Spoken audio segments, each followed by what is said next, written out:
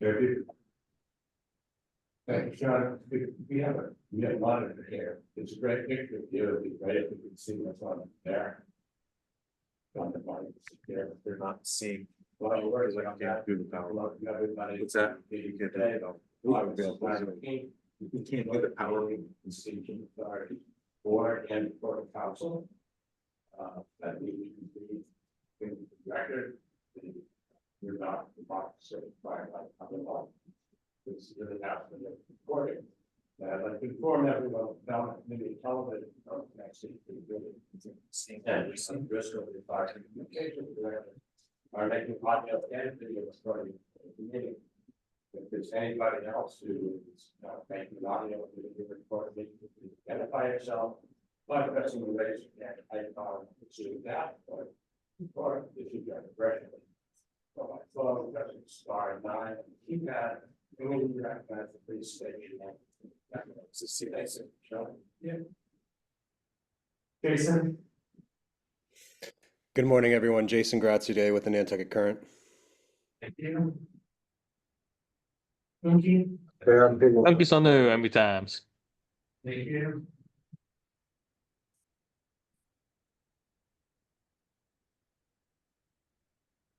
Louisa. Louisa Hofstadter, the Vineyard Gazette. Thank you.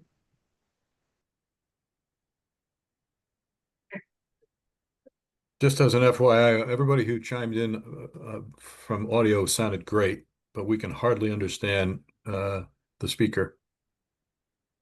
Do you understand me now? If I lean in and strain, yes, but not nearly as clear as the people calling in. I agree. I agree with Rob. It's very difficult. How about this? Okay, this is best I can do. It's very muffled. Is this any better, Mark? Okay. All right. Okay. Statement regarding remote participation. Pursuant to section 20, chapter 20, Act 2021, Commonwealth of Massachusetts, as amended. Board and Court Council members, Robert Jones, James Malcolm, Peter Jeffrey, William Cheney, and Ron Brandon, and Court Council members, Nat Lowell, Gordon Clark, Gregory Egan, John Cahill, Eric Wicki, Robin, and Aaron Joe Salito are participating remotely in today's meeting because the physical attendance would be difficult. All members who are participating remotely via the Zoom video conferencing app will be participating via the video conferencing app and will be clearly audible to one another. As a result of the members' remote participation, all votes today shall be taken by roll call vote. So thank you. Now we've got to do that. We need to do approval of minutes, and I'm sure this over to the Court Council. We need to approve their minutes. Yes, thank you, Sharon. Does anyone have any questions on the minutes? July 1st. So okay. Second. All in favor by roll call. Mr. Aye. Mr. Egan. Aye. Monia. Aye. Salito. Aye. Mr. Wicki. Aye. And Mr. Cahill. Aye. That's right. Okay. And the chair of that. Thank you for that. The board had minutes of the July 15th meeting public session and the August 5th meeting public session. Is there a motion to approve that? Also moved. I'll second that. Okay, thank you. Been moved and seconded. Comes from the roll call vote. Jeffrey, Malcolm, aye. Any aye. Tierney, aye. Thank you, Moira. Okay, the minutes have been accepted. We'll move into the general manager's report presented by Bob Davis. Robert. Good morning, everyone. Hopefully you can hear me. To begin with, I'll mention who staff that's in the room.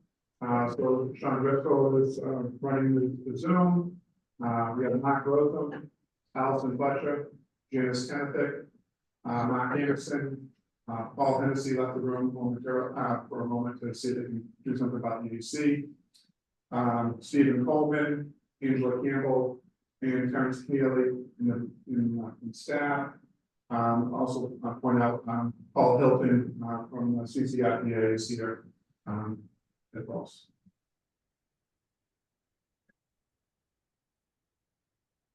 So first off, we have an update on the MD Monomoy conversion project, so, Mark, it up. Morning, everyone. You hear me well?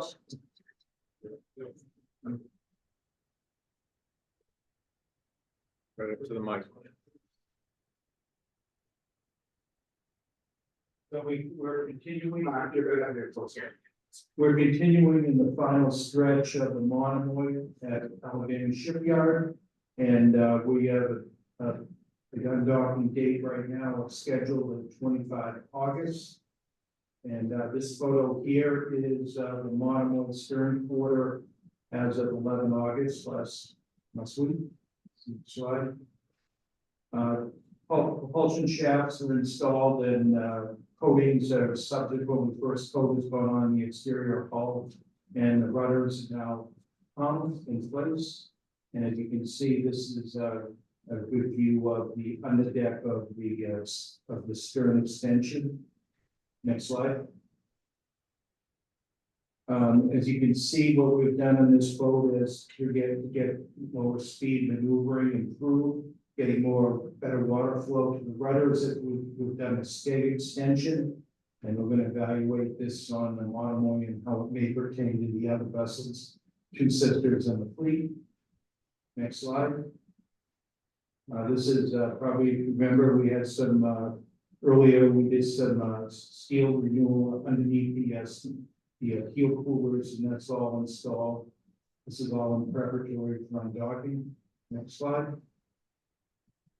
We have the passenger area is near completion. We just have some our lighting and overhead panels to go into place. Next slide. So the Monomoy milestones right now, propeller shaft installation is complete. Hull blasting is complete. The painting is ongoing and should be complete by mid next week, including deck coatings. Right now, we have a vessel undocking scheduled for 26 August 25 at the Oslo dock across the river. Originally, this was intended to undock on the Alabama dry dock, but due to an extension of the MV Wheeler, this has been moved across the river. And then once we are out of there, we will commence the stability test and sea trials to follow that. So that's the current situation. So we were at with the project, and this is for the three vessels. We have an 80.098 million budget. Payment to date, 76.7 million. Outstanding commitments, 8.1 million. Current estimate of 4 million. And with that, I'll take any questions.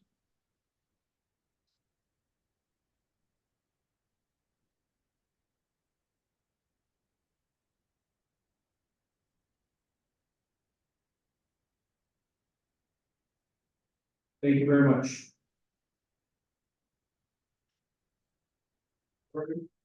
Next up is an update on the Woodhull Terminal Reconstruction project.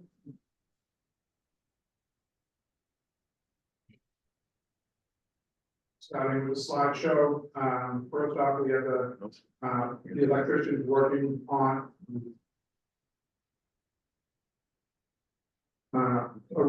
the circuits and breakers in preparations to switch over to live current in the facility. Next. The pipe fitters are in making the connections for the geothermal pumps that will be providing the HVAC for not that building, but the thermal building. Next. On the second floor, they're installing the gypsum flooring over the underlayments there, so that's in progress. Next. There's some ceiling work in the locker rooms and the break room that's being done. up on the second floor. Next. These are some pictures of before and after with the copper cladding that's being added to the exterior of the second floor underway. It's kind of like a famous ballpark in Boston in terms of it being green. So we can keep the scoreboard up. Next. They have the flood vents being placed, so the first floor of the utility building, it's designed for flood proofing. So the water will come in and these are to allow the water to exit the building. There's a flood event. Next. They're working on the site work in preparation. The top left picture is where they're going to be installing the generator pad. There'll be a backup for the facility. Next. Now we move over to the terminal building and some of the rebar is the next phase of being installed. Next. The plumbers were working on the drainage systems. Next. And then back on August 5th, there was a little over 500 cubic yards of concrete was poured in the interior of the building. That's the second of 3 pours, so there'll be another one that will be conducted here in the fall. Next. Then they started working on the ductwork for the HVAC systems in the terminal building. And next. Is the roof trusses that are necessary to support the solar canopy on the top of the terminal. And next. So payments to date total $19,397,000. There's been $1,025,000 in change orders, which amounts to 3.2% of the contract. The project estimate currently sits at $36,279,000. Just had a couple other updates in terms of going forward. Upcoming milestones. The geothermal well that's for the terminal building. One of them had failed when they were testing it, so they have to come back and drill one of the geothermal wells in the staging area. That'll be done in September. Still working on getting a final date on that. The exterior curtain wall installation actually has begun at the terminal building. The interior slab of concrete, as I said earlier, the third pour is expected to be in October. And then once that pour is completed, they start installing the mechanicals and electrical equipment in the building. The utility building, likewise, there was one of the geothermal wells when they were testing it, failed in the up in the employee lot, so that has to be re-drilled. They're coordinating the switch over for the power to the building with the electricians, and that'll be in the next month or so. The interior and exterior finishes are expected to be complete at the utility building by the end of September, which means we can begin the building commissioning phase of the project, and hope to have that done by the end of November, so that way they can hand over that building to us by the end of the year, by the end of the calendar year. They're still on track for May of next year for the terminal building for completion. And we're about 62% complete on the project. And we sent out 287 emails regarding some higher projects.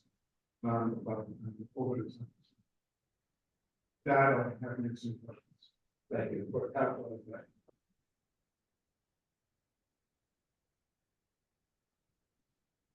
Mr. Chair. Good morning. How are we doing with the public?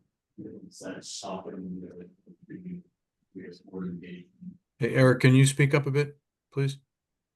I'm just curious how we're doing with the public in engagement of the public in Woods Hole. I know it's stressful for everybody, especially us. You know, we improved with the dialogue, is it still contentious? So we did, member of the staff, Allison, Mark, Sean, myself, met with the Falmouth Select Board, back in July, to discuss, what's been going on at the terminal and what measures we've been taking. We've continued those discussions with them. We met with, the town's, director of engineering, DPW, along with the, sergeant that's in charge of the traffic enforcement. At the terminal, we discussed, one of the things has been the rideshare people, driving around England. We have, 4 spots behind the building. They typically double park there, waiting for customers. So, we met with the town. There was some, discussions about, moving some of those dirty areas that are along one of the Boston to allow, the rideshare people to come in. We designate, I think there's 6 additional spaces, that we plan to do. We forwarded the design, to, the town, and I heard that on Friday that they're, the town was acceptable. And that we just have to coordinate the kind of equipment to get down there and move the barriers and the painted spots. Any lessons learned while we're going through this phase, or when it's built, how we're going to manage the distance back and forth? Yeah, so the pickup, there's 2 pickup and drop off areas in the design for the terminal and the gun. One is immediately when you come down and take that 180 degree turn, there's 7 or 8 spots there. And then on the north side, adjacent to where the bicycle parking area is going to be, there's 8 or 9 spots there as well for pickup and drop off. So I think we'll be providing more spots than what we're currently able to do. So that should help. I did also mention that we did look at we had installed driven barriers along the bike path to try to separate the traffic and be concerned about bicycle safety.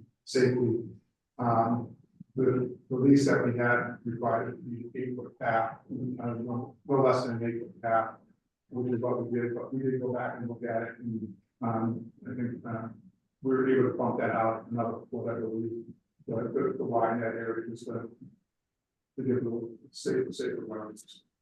Right, no, it's, I know we were stuck with this project and where it's being built, and it's just great that you're finding these solutions. Just going to recommend keep engaging with the public, you know, even if it's through social media, let them know, you know, what we're doing, how we're doing. And my advice to the public as well is please be patient. Please engage with us. Please make sure that we're working with you. Because you have a dedicated staff that believes they want to make sure that we are serving the public.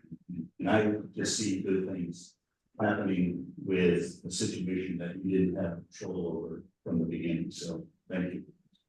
Thank you. Mr. Chair, question? Sorry. Mr. Mayor? Yes, thanks. 2 questions. One's following up Mr. Dewicki's question, and that relates to traffic. And can you speak to what your sense of the traffic situation is now? We know that it's been sort of bumpy over the last couple of months. Have all those things that you've just described had an impact on the traffic situation? I believe they have been helping to be able to have this. We're cognizant that there's a couple trips that, because of the closeness of them, particularly in the afternoon, we're seeing that people are arriving, and whether the messaging, you know, people are so used to being able to come down and try to get on standby to move ahead. we still need to be working on that messaging to, it's reservations only, you have to come down when you're supposed to be coming down, so. We're working on that, on those measures. I think Allison. You got it. We've also changed the highway sign, so it reflects the same messaging on the 28th, so when people are coming down the terminal area, they should see it. We're gonna be looking at repositioning the sign at Palmer, so it says park here closer to the top, more in eyesight. We've also have extra staff on at the terminals, we have more staff on this year than we have in the past, we were told. We have dedicated people working on the crosswalks, to keep people safe over that way, and that person's also in charge of the golf cart to help our ADA and anybody else needs assistance. I should also point out that we do on a daily basis, we send out email to people who have reservations the next day on the time on when they should schedule their arrival times. I appreciate those efforts. I asked the question I asked last time because I think we've had another month of experience, and that's to what extent the traffic we think is associated with the project that's ongoing versus business as usual. Have you got any more insight on that? Because obviously in the long term, what we'd like to see is not having the traffic, and obviously the project will end. So which is it, I guess, would be my question. Yeah, so I think the general sense has been that it's not particularly related to the construction itself. It's a matter of how quickly we can throughput the people at the traffic booth. And in that regard, we're looking at a mobile app application, a mobile tablet solution to that as well to try to be able to have people walk up the line and be able to, check their people in right then and there, so that they can move along a little quicker. So we're hopeful that will to expedite the process a little bit. Okay, thanks for that. And one last question, if that's okay. On your financial report, it looks like you're coming in under. That's always good. Are you sort of retiring the risks that are associated with the contingency, or are you maintaining that contingency until the end, or is it going to be somewhere in between? That would remain until the end of this phase. Thanks. Anything further from the council? Move forward. Oh, there's one. Mr. Chairman. First, I'd just like to point out that since July, I think the coordination, communication, collaboration with the town of Falmouth has been very good on the part of the steamship as well as the town in trying to address the traffic concerns. I've been involved, present in all those meetings, starting with the select board meeting, which I thought was productive, and I have to say that I have a lot of respect and appreciation and gratitude to Sergeant Oliver at the Falmouth Police Department, who's in charge of the traffic unit. He's been a great partner with the steamship. He's been down there managing the details. I think he spent 1 or 2 days actually working the check-in route at the Woodsole terminal, just to see how traffic flowed there, and has suggested a great amount of improvements to the point where steamship management, the traffic department, and the director of public works, we're all there to come up with ideas of how to improve the ride share flow. So I think Bob, you're underselling the efforts and the improvements that have been made. It isn't perfect, but I think we're on the right track in terms of collaboration, communication with the town. And then just a historical note to point out, if anyone read the Enterprise this past August 8th, they posted from 100 years ago, the Falmouth Enterprise on August 8th, 1925. Quote, Woodsole has a traffic problem at post office corner. During the time the mail was being sorted one day this week, 20 cars were noticed parked on both sides of the street between the library and House Market. This left just enough room for one car in the middle of the road, and with a line of cars moving in both directions, it was almost impossible for the traffic to move without a jam. End quote. So, nothing new in Wood Soul. And being someone who has to go pick up their mail at that post office, I feel the pain from 100 years ago. Thank you. So if I may, I thank you for pointing out that Sergeant Oliver has been very involved. Actually, he was the one who I met with to discuss the mobile system that they use for the parking enforcement, and that's what I've been talking to Stephen about.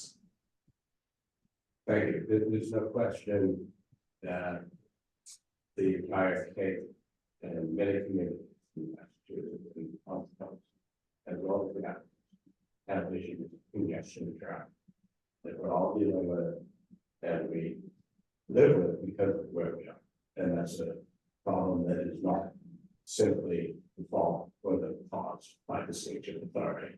It's population, it's dynamics, it's all that stuff. But what I would like, given the efforts that have been made today, deal with the construction situation. And I mentioned this to Bob, is to bring in an outside traffic consultant. We haven't. Take a look at the existing site. Take a look at what we've built and what we've committed to. And the turning radius and the issue of trucks and the issue of cars, pedestrians and safety. And just make sure going forward, we have a working plan for the future for vehicles and people and pedestrians in that area. There's a traffic flow analysis from someone who moved, hasn't been involved, who can come in and say, you've done a really good job dealing with the construction phase. Let's vet what you're going to do on a permanent basis going forward. And so we look at that with some trained outside expertise, so we can take a look at it. Appreciate it. Thank you. Anything further on this topic?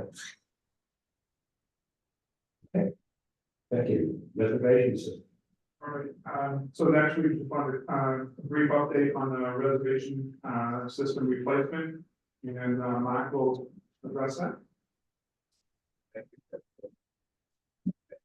Yeah, Mark has been a really nice job with the real shepherding this project forward. Thank you. You're welcome. We have a good team, and I appreciate everyone supporting the team, especially the IT steering group. Their input's been tremendous. And also, before we get into it, we had some focus group meetings where participants come in on their own time, and I want to thank them for the valuable input of the 3 focus groups that we've had so far. That being said, wanted to give an update on the reservation system because I don't believe the Port Council has seen this. So right now, we as far as the contract status with the DEA, we got their draft contract. Our attorney reviewed it with outside counsel, sent it back to the DEA with suggested edits. Now it's back in our court. We had a very productive meeting yesterday with Stephen and Tom, Mark and Munson about going over some questions again with outside counsel about certain definitions and roles. But there's nothing contentious where we stand. It's more form and policy than anything else right now. So we're expecting to push that through short term, but this has not slowed down the project at all. So the DEA was willing to work with us and get it going, have this project go ahead without putting us on the contract.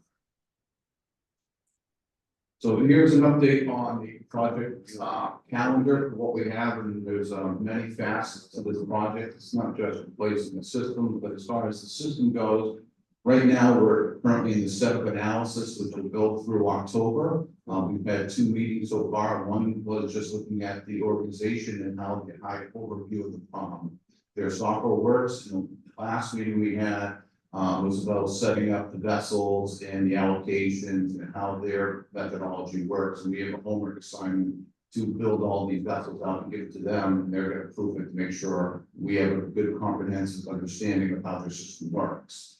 So that should go through October. And then after that, we're going to be solution design, where they're going to take all of our inputs and our business rules and start putting this together. And then we focus into the system configuration and integration. making sure that everyone's on board and the system is designed to work the way we expect it to do, and getting input for best lessons learned and other implementations to make sure that we give our users the best experience possible. R1 system acceptance, that's going to be us booking reservations for the future. So roughly October, November, we'll be booking reservations for starting in January 2027 travel.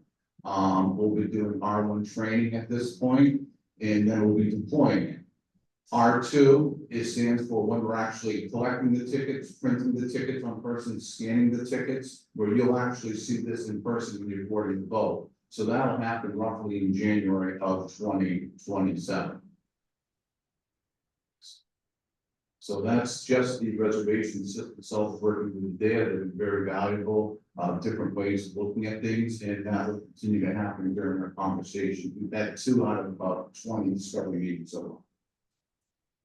So does anyone have any questions on this slide?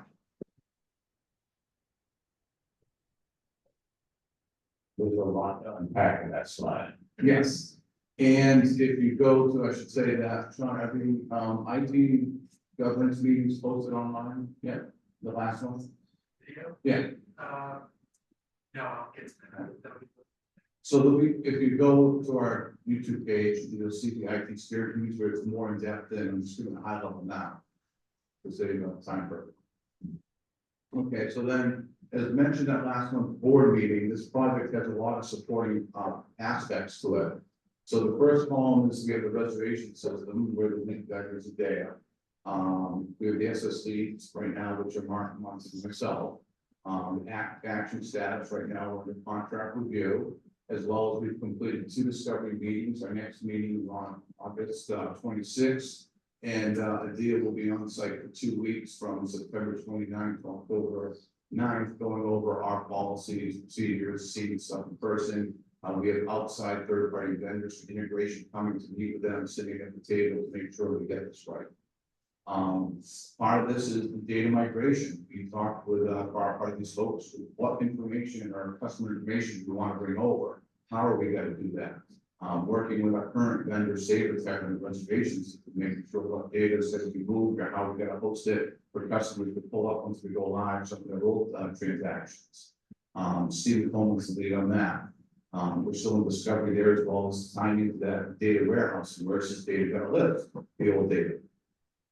Next, we have the accounting system integration. So part of it is making sure that these systems talk back and forth in real time, both for our company charge accounts as well as our transactions. We have a meeting with them on August 26th, and we have our accounting system vendor that we've already made arrangements for them to be on site with the data on October 2nd. Once we meet, we have an understanding of what we're going to go through. We'll come up with an SOW with the vendor, and then we'll start filling up the procurement policy, part of this project of what's going to be spent and when. But until we know what it's going to entail to move that integration, we don't have a cost on that. Credit cards, we've already met with our current vendor, planning on having them on site during that time period as well to meet with the data. We had a very productive last meeting on transitioning what some of the old payments are, the old systems, and what the new expectations of the new system are. Currently, we've just finished the initial policy review of our policies and procedures. Do the policies in place, do they make sense? What do we need to change going forward to match the new system? We'll be working with the data for their best practices and other implementations. What do we need to change? And then we'll be eventually coming back to the Port Council and board for changing their policies. We have the bulk system integration that we're working with third-party interest systems we reviewed before. Building out, instead of booking each freight reservation one by one, it's automating the process of book tens of thousands of transactions at once. So working on that, and the team, Alice and Angela, along with Stephen Coleman, are finalizing the minimal viable product that everyone's on board of what we expect this software to do, this integration. We have a website that wasn't launched. We're talking, we had some very, very productive meetings last week about how we're going to integrate their booking portal into that website that wasn't launched. When we launch in January 2027, we expect both to be visible to the public. But in the meantime, that website, we, working behind the scenes in the sandbox, making sure that we get their white label website, whatever version we use, integrate seamlessly for our customers. Any questions on this slide? If we're going too fast, please stop me. Yes. I have so many questions, I'm not gonna have any. You have a number. I just don't wanna get into this whole thing right now, I think it's the first time people have seen this. As far as the whole layout. Maybe one of the statements in the question, and it's something that I've talked about before, that I think is very important. When we get to business rules and policies, that's going to require changes in how people do their jobs. And that's going to be not only a training effort, but a responsibility, authority, and enforcement effort. That may be one of the hardest things to do with the people on the ground. So make sure we allow enough time and enough resources to get that done. 100% agree, and that was one of the feedback we received from CalAC was some of the software implementation was change management. We'll see some of that on the next slide, as well as we have a slide on change management very last. Okay, so then we're looking at integrating the parking lot to start making parking lot reservations. One of the key benefits of that is that if people book their reservation, prepay for their reservation for parking lot, they're not going to drive to Woods Hole looking for space in Woods Hole. We can tie it in with GPS or their Waze, Google Maps, whatever it may be, direct the people right to the parking lots. We've already received the APIs from our current vendor, and we've also received quotes to integrate, to upgrade their hardware to be cloud-based to work with the reservation API. Stephen has a couple slides he'll be coming up to talk about after about the network hardware and the network software. If we don't have the infrastructure to run these systems, we're going to be asking people to be working locally at the terminal, but with scanners or on the phone, pull the tickets, it's not going to work. So we have to have a very good foundation to pull this off. Computer hardware, you know, what do we need? We're working with the DA on getting the specs of computer hardware and scanning equipment to make sure that we optimize this experience for our employees and customers. So Allison, her team, Stephen will be working with the DA for the specs and then during that equipment locations. And then as Jim just pointed out, we have employee training. And so, you know, right now it's on the board, but it hasn't moved, the needle hasn't moved, but as we get closer along, that will start being developed. And then also we have the employee training, but we have the customer communications training as well, because some of our policies and practices, employee customer behavior will have to change as well. And making sure we get that information out for our customers far enough in advance so there's no mishap. So that's something we have on the board. We've had 3 focus groups that were very well, very good feedback from what people are looking for, and we appreciate the effort everyone put in. So with that, I'll take any questions on these aspects.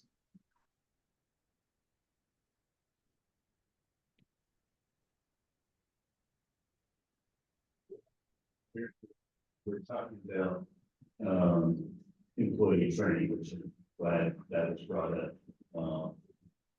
Prior to engagement with parking lot personnel, crew, do we have these folks as part of the team? Have we reached out to them to enable them to have input to this process? Yeah, so one of the things you brought up that I believe was one of the first IT steering committees about best involvement. Paul Hennessy, our court captain, has been at all the meetings going forward, and he's been working with the crew, getting input. You know, for instance, how many lane feet are on a boat? How do we want to load the boat going forward? How do we want to designate space? So Paul's been reaching out, working with that group. Allison's been working with the terminal staff, and we have a couple of terminal managers meetings, but also making sure we're getting input from the ticket sellers. So as they drill down, that the department head will work with the appropriate people to make sure they're getting that input and bringing it up, but then we'll have smaller focus groups as well. Yeah, no, I think it's important to pick a couple of people, get them on the steering committee, get them involved, get them engaged directly versus he said, she said. These are the practitioners, and when there are hiccups, you know, especially crew, they're the ones that are softening the blow with the public. And they're parking cars, they're enabling this software as we move forward. You know, they want to feel some ownership of this process, and to leave them out of the picture, I think is a mistake. I'm not here to point fingers at anybody, but you know what? Let's make this engaging. Let's get everybody involved. Let's go ahead and make this a community, make some community involvement. This isn't about us and them. This is about all of us, because this is a public process, right? And even our employees need to feel like engaged and they have a voice. You know, Paul, I know you pretty well, you know, but you know how the crew is. They want input. They want to know that they're being heard. So these are the type of things, Allison, I'm sure you work with folks, you know, in the parking lot. You know, we really do need to hear every voice, and every voice needs to feel heard in order to make this a seamless transition as we go forward, because this is a big deal. This is a huge investment, but more importantly, this is a huge investment in public confidence. So I talked about this a few times and didn't see any movement. And I really hope we consider this serious. Okay, understood. Any other comments, questions, or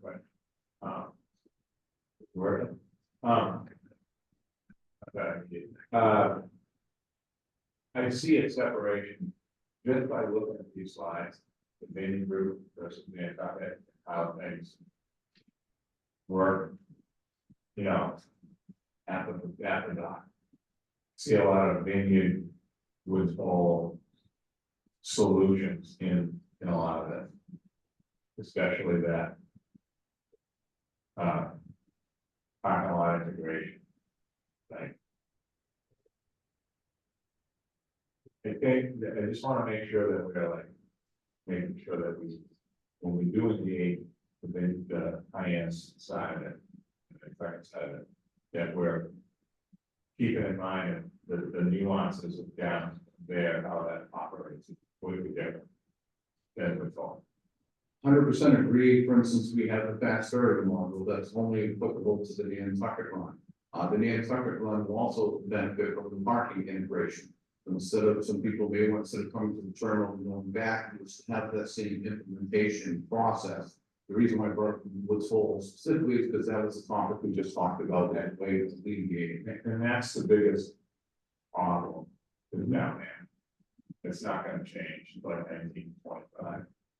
You know, we have pictures too of Nantucket full of cars, 3 boats in at once from whatever, but it's just that, like, when something goes wrong, whether a boat's canceled or something happens in the finance side, it gets handled by individuals.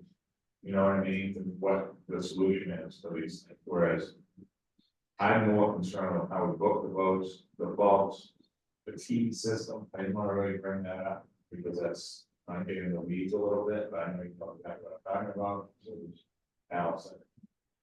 And so how that's going to change so we can not have a T5 thrown off a truck that will still fit. There's stuff that we can fix, make the boats more not booked completely full, but booked in a way that doesn't cannibalize what we're trying to do. 100% agree with you, and to make you assure you, make you feel better, is that while we're doing the policy procedures, we brought things like the vineyard has the blue line, and talked about driver services, you know, the slow fast combination ticket. So we are very cognizant that even though we're one and both steamship, there are nuances that are independent of each round to make sure that we serve our customers the best in both rounds. Okay, thank you, Mike. Stephen, you want to come up and talk about the next one?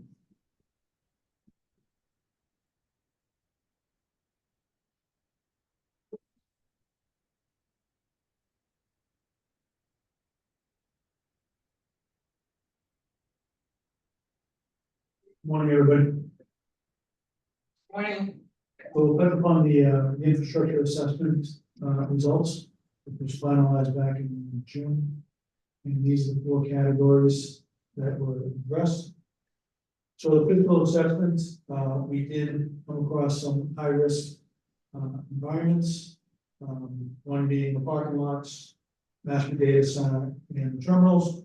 But for the most part, we're in good shape across Palmer, warehouse, vessel network, which is nearly complete. We only have the Monomoy left. That's the epitome of what we'd like the network to be redone, right? And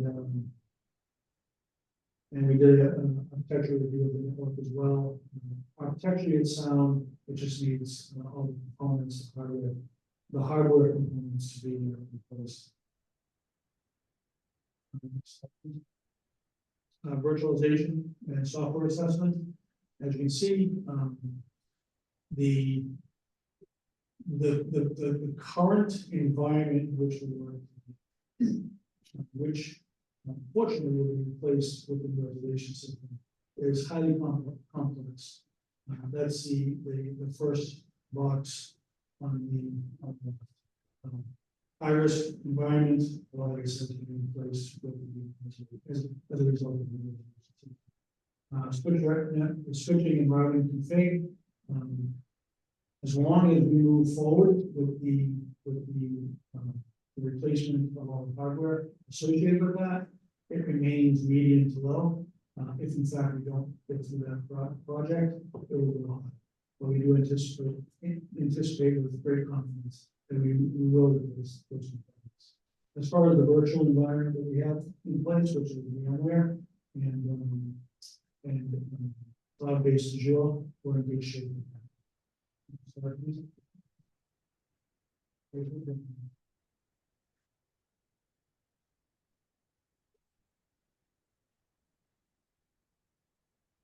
Yeah, do you have any questions? We only have.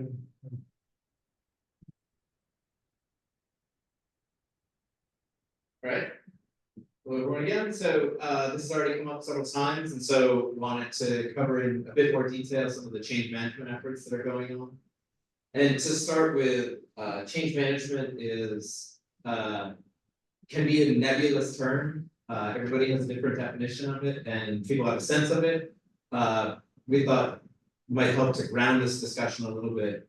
So change management, the planning, developing, leading, evaluating, assessing, supporting, and sustaining a change implementation. What are all of those pieces? What we see for this project, we've identified at least 4 major components, right? There's stakeholder engagement, there's the operations redesign, there's informatics and data utilization, and then multi-vendor coordination. So the stakeholder engagement, right? This is all about all the different users, both internal and external, of the Steamship Authority. And so we've already started that process. We've held a number of feedback sessions. One of the things that we heard in the feedback sessions was an interest in putting together a user group. So we're looking at how to go about that so that this group can help us better understand the testing needs to happen in the system and go in from their particular perspective. The operations redesign, we've talked about this a number of different times. While the reservation system is the underlying technology, that a project like this is really transformational. And so the actual system itself, again, is something like 20–30% of the change. The rest of it is really about the operation change that goes with this kind of project.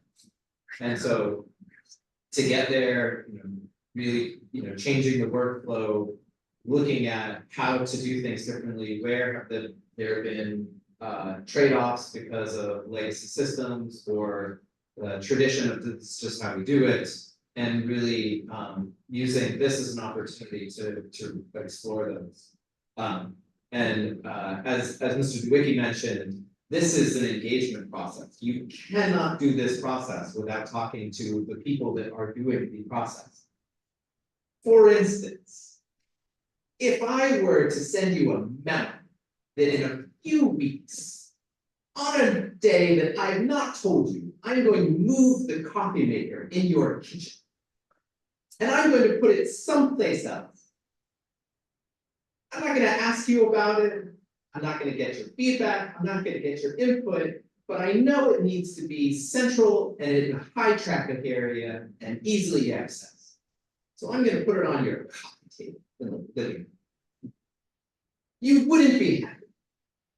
It wouldn't go well.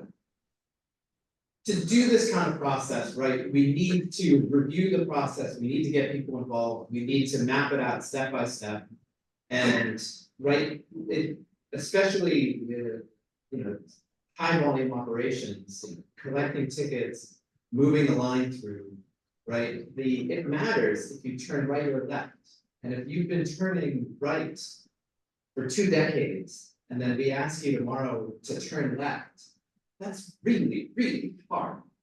And so the business process redesign will be engaging across the Mashpee office, across the terminals, across ticketing, across the parking lots, right? Every place where this change is going to happen, we're going to be talking with people and making sure that they are part of the process. So thank you for mentioning that, because it's incredibly important and it's a tremendous amount of work.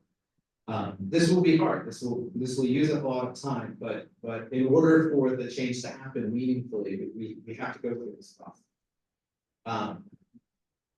A component of that is then also how we use data, how we use information, how we monitor, how we understand how this is working, so that we can see, are we actually more efficient? Is this working better? If it's not, having the information to do that better.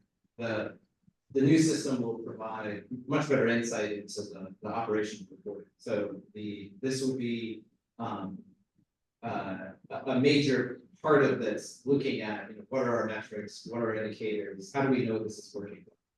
And then just a last piece is the change is not just our the public, the change is not just the internal staff, but the change is also with as Mark had mentioned, right?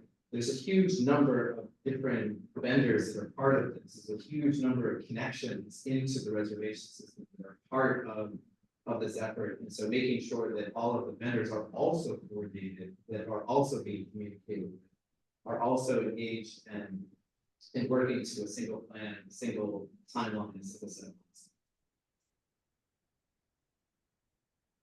Any questions? Comments? Thank you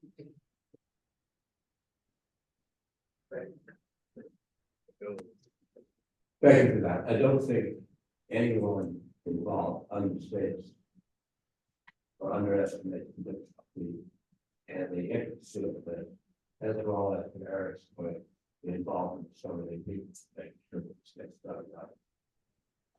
It is going to change people's work habits, work behaviors. I'm going to turn that gun to the right. And turn back copy machine, I want it right next to me on.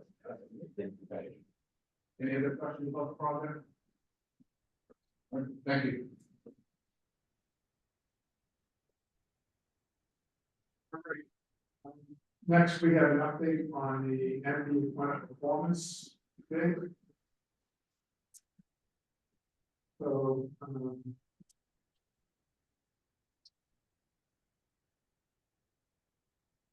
Morning again, everyone. It's a hard follow-up on the farm. It's a great update on the plan. We wanted to first have a discussion on the transit times. We'll probably get some data coming in for the month of July.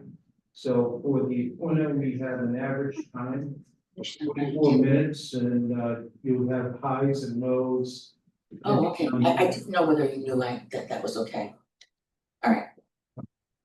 So we have in the Martha's Vineyard to Woods Hole, where we have a flood tide and ebb tide, and you can see that the variations with an average of 44 minutes.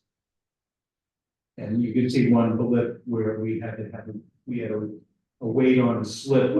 Overall, the performance of scheduled crossing time is 45 minutes, and our average is coming in just under that at 44 minutes. And with that, I'll do a comparison to the Island Home. Next slide, please.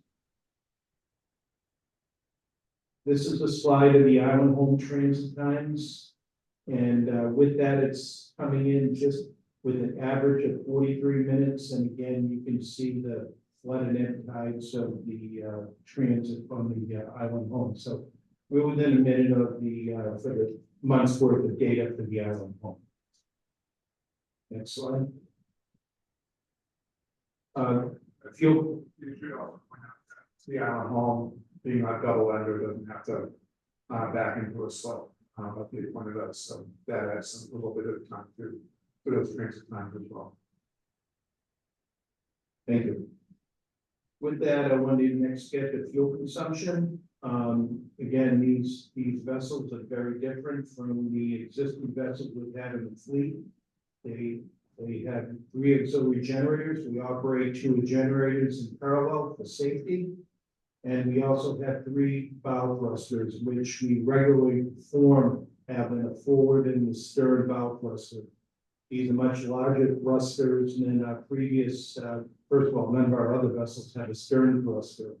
And the size of these are 950 horsepower versus 400 to 450 horsepower in the rest of the fleet. So with that saying, you can see in the top corner, the Iyannough, she started in at just the first data point was the beginning point, but we're running about 14 plus gallons per hour. With the next vessel, the Island Home, which is in red, you can see it's gallons per mile, excuse me. Thank you. The next vessel, the Island Home, she's averaging 13.1 gallons per mile. The Barnstable is now we get about 6 months worth of data on her, and she's running 12.6 gallons per mile. And so the winner is we need some more data points before we can actually get there. But again, from the safety point of view, having an extra thruster and the size of the thrusters, and also the operation of an extra auxiliary generator is from a safety factor. So I believe that, you know, it's the extra fuel is warranted. It's higher than the previous OSVs. But the other OSVs could never run generators in parallel or have one small thruster. Pass it on. Next slide. So with that, I take any questions in regards to the Iyannough performance.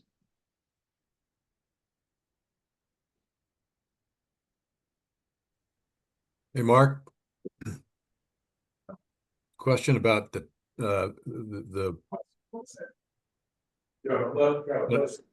can I go ahead? What's the loading time out there? I know we were doing that this morning, and I know sometimes it takes longer or it takes shorter because a lot of these big trucks trailers that back on. Maybe that's part of the problem with the delay in the boats going back and forth. Well, we're in our first year of operation. Now we have an extra lane on these which our vehicles are backed on. Some of them were able to the smallest streets we can come directly onto.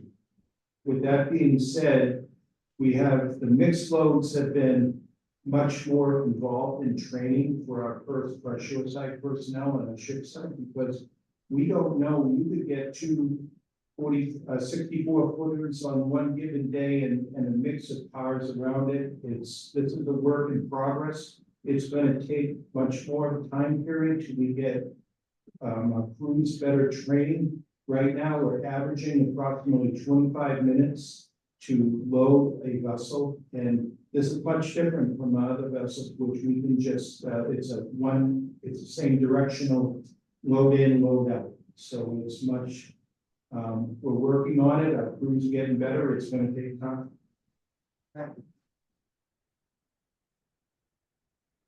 Rob, you wanted to go next? I believe. Rob, one here.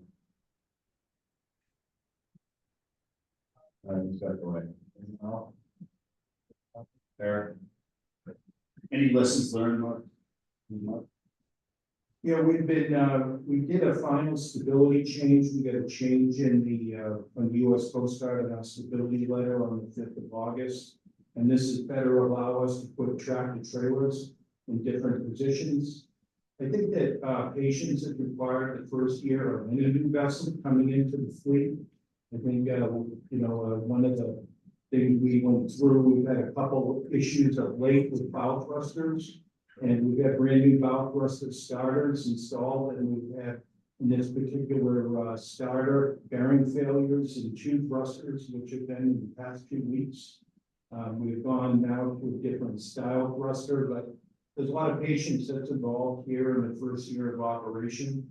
I think overall, I'm quite happy with the initial operation, but we have a lot of hard work to do and a lot of training. Training is a big component of this. Big time. How does the group feel? The crew loves the new quarters. I mean, this is a big upgrade of the existing OS suites. Everyone has a private room.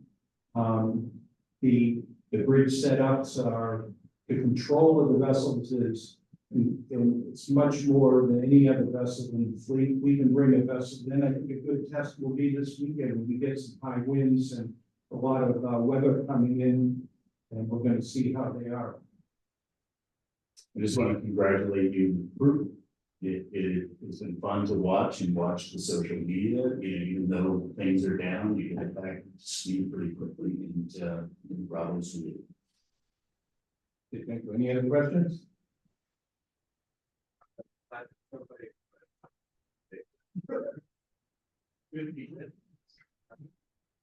Mr. Jeffrey, Rob, do you want to speak? Your hand's not up now. Rob, you were interrupted before. No, Mr. Solito asked the question I was going to ask, so I'm good. Thank you. Okay. Thank you, Mark.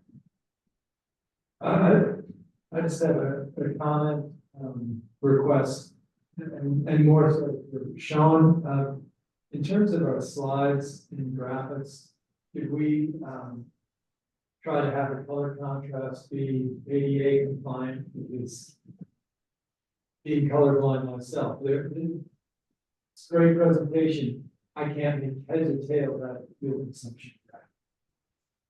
Wait, which vote? I will take waiting for that graph.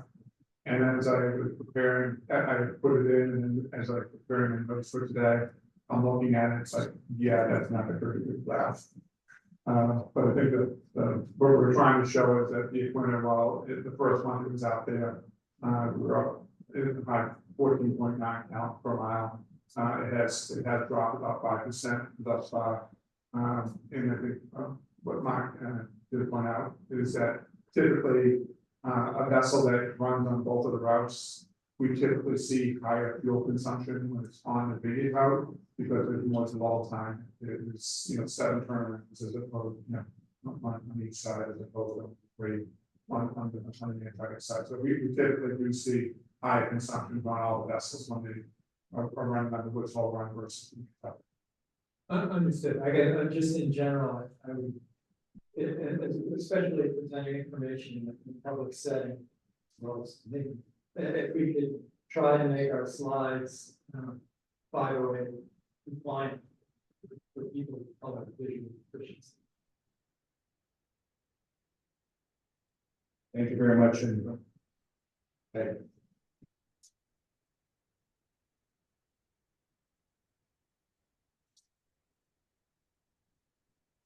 Right. So next, staff would like to present the full council of the board to approval of the proposed 2026 operating schedules for both the Mountain View and the entire house. This past April, the authority placed newspaper advertisements of the proposed 2026 winter, spring, summer, and fall operating schedules for both the routes. That covers the period of January 5, 2026 through January 5, 2027. On May 15, you received a petition with respect to the proposed schedules that was signed by 248 Massachusetts residents, primarily for the town of Falmouth and the surrounding area. In their petition, the residents objected to the authority scheduling the 5:30 a.m. freight trip from both Woods Hole and Vidia Haven. On May 28th, the authority conducted a public hearing on the proposed 2026 schedules. With regards to the authorities, the effective schedules, we did not receive any comments at the hearing regarding the effective schedules. And including your packet is a transcript of the hearing that was conducted. Also, in addition to conducting the hearing on May 28th, the authority encouraged additional public input by including the authority will consider written testimony that is submitted in regards to the schedules to schedules at steamshipauthority.com. So those also have been included in the comments that are in the packet.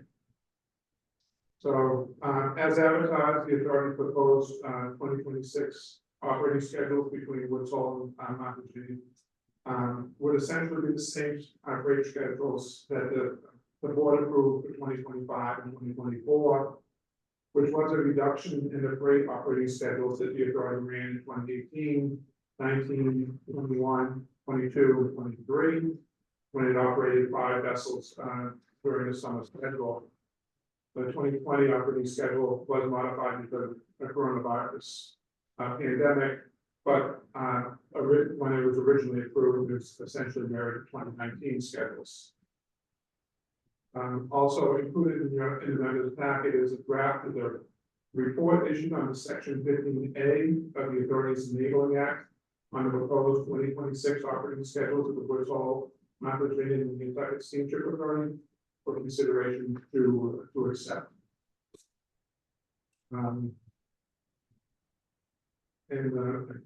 Alice will go through the schedules, but following a review of the testimony that was offered, staff has made some minor revisions to the sailing times of the Iyannough, Governor, and Nantucket. Those changes are highlighted in red, and essentially those first couple trips of those vessels typically only have 15-minute turnaround. We move those to be 20-minute turnarounds, and we feel that that will help later in the day, the separation between the amount of home and the Nantucket, for instance, in the summertime. It adds a little time between that. Hopefully that will help to reduce some of the traffic congestions that we experience around the terminals. Allison can go over the schedules. All right, so like Bob said, our proposed 2026 operating schedule is going to run from January 5th, 2026 to January 5th, 2027. The schedule will start 1 day later and end 1 day later than it did in 2025 for both routes. Our winter schedule will be running from January 5th to March 29th. That's again starts 1 day later and ends 1 day later than in 2025. And there's no real changes to the schedules or the vessels that will be operating on that route. The spring schedule is going to go from March 30th to May 13th. It starts 4 days later and ends 1 day later than 2025 for both routes. Again, no major changes other than the ones mentioned by Bob in regards to the freight boats and the new route. Our late spring schedule goes from May 14th to June 18th. Starts 1 day later and ends 1 day later than 2025. And the biggest change on that schedule is the getting rid of the 1 week Memorial Day schedule. So it's just going to be one schedule for that whole entire period, not bouncing back and forth between 2 schedules. So we don't have to be very happy with it. Our summer schedule goes from June 19th to September 10th, starting 1 day later and ending 1 day later than 2025. Our late summer will go from September 11th to October 22nd. Also, our fall schedule goes from October 23rd to January 5th, 2027. There's no major changes to the Iyannough operating schedule. Those are going to continue to run as we have been. We are looking to start. So the proposed 2026 operating schedule for the Iyannough from March 30th to March 10th will start 4 days later and 11 days and end 11 days earlier than it did in 2025. The late spring and summer schedules will be following up with that, and we will be able to keep through those folks as well. When they are starting. So right now we are looking for the board's approval of the report issued under section 15A of the Authorities Enabling Act, and as well as the approval of the proposed 2026 operating schedule for both routes. In addition, I did want to point out, we'll be putting out the bid shortly, this has already gone out, a bid package for some work that needs to be done on the Vineyard Haven Pier. We finally got the approval that we needed for MassDOT on that. And so for the January 5th through March 29th schedule period, we anticipate we'll only have one slip available at Vineyard Haven, which means that the 5:30 trip would not be running. The vessel would have to go over and would sold, so we would not have the 5:30 trip. We did also, but we wanted to point that out, that in the event that there's a change in that construction schedule, that we like to be able to, you say that if possible, but we don't anticipate during that time period that we have that trip running, which means that the end of the day trip also would not be running. And we're also telling our shippers to use that as, if that's what they normally choose as their first choice, to continue to choose the 5:30 as their first choice. They'll get their second choice, obviously, if we're not running it, but then we do have to put it in the system, the way the system actually does it. And then for the next schedule, the March 30th and May 13th schedule, we anticipate that there may be a little overlap of some construction that takes place. So the schedule is presented listed 5:30, but it's dependent upon the construction schedule as well.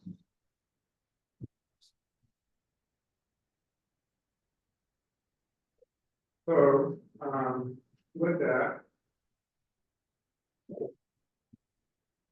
staff is recommending that the next vote first to approve the report issued on the second committee of the authorities in the on the proposed 2026 operating schedules of the Woods Hole line committee and the effective steamship authority as presented. And second, to approve the proposed 2026 operating schedules for both of the Kentucky and Mountain Green drugs covering the period January 5, 2026 through January 5, 2027 as presented. Thank you. Has it been brought up? They have not. Thank you.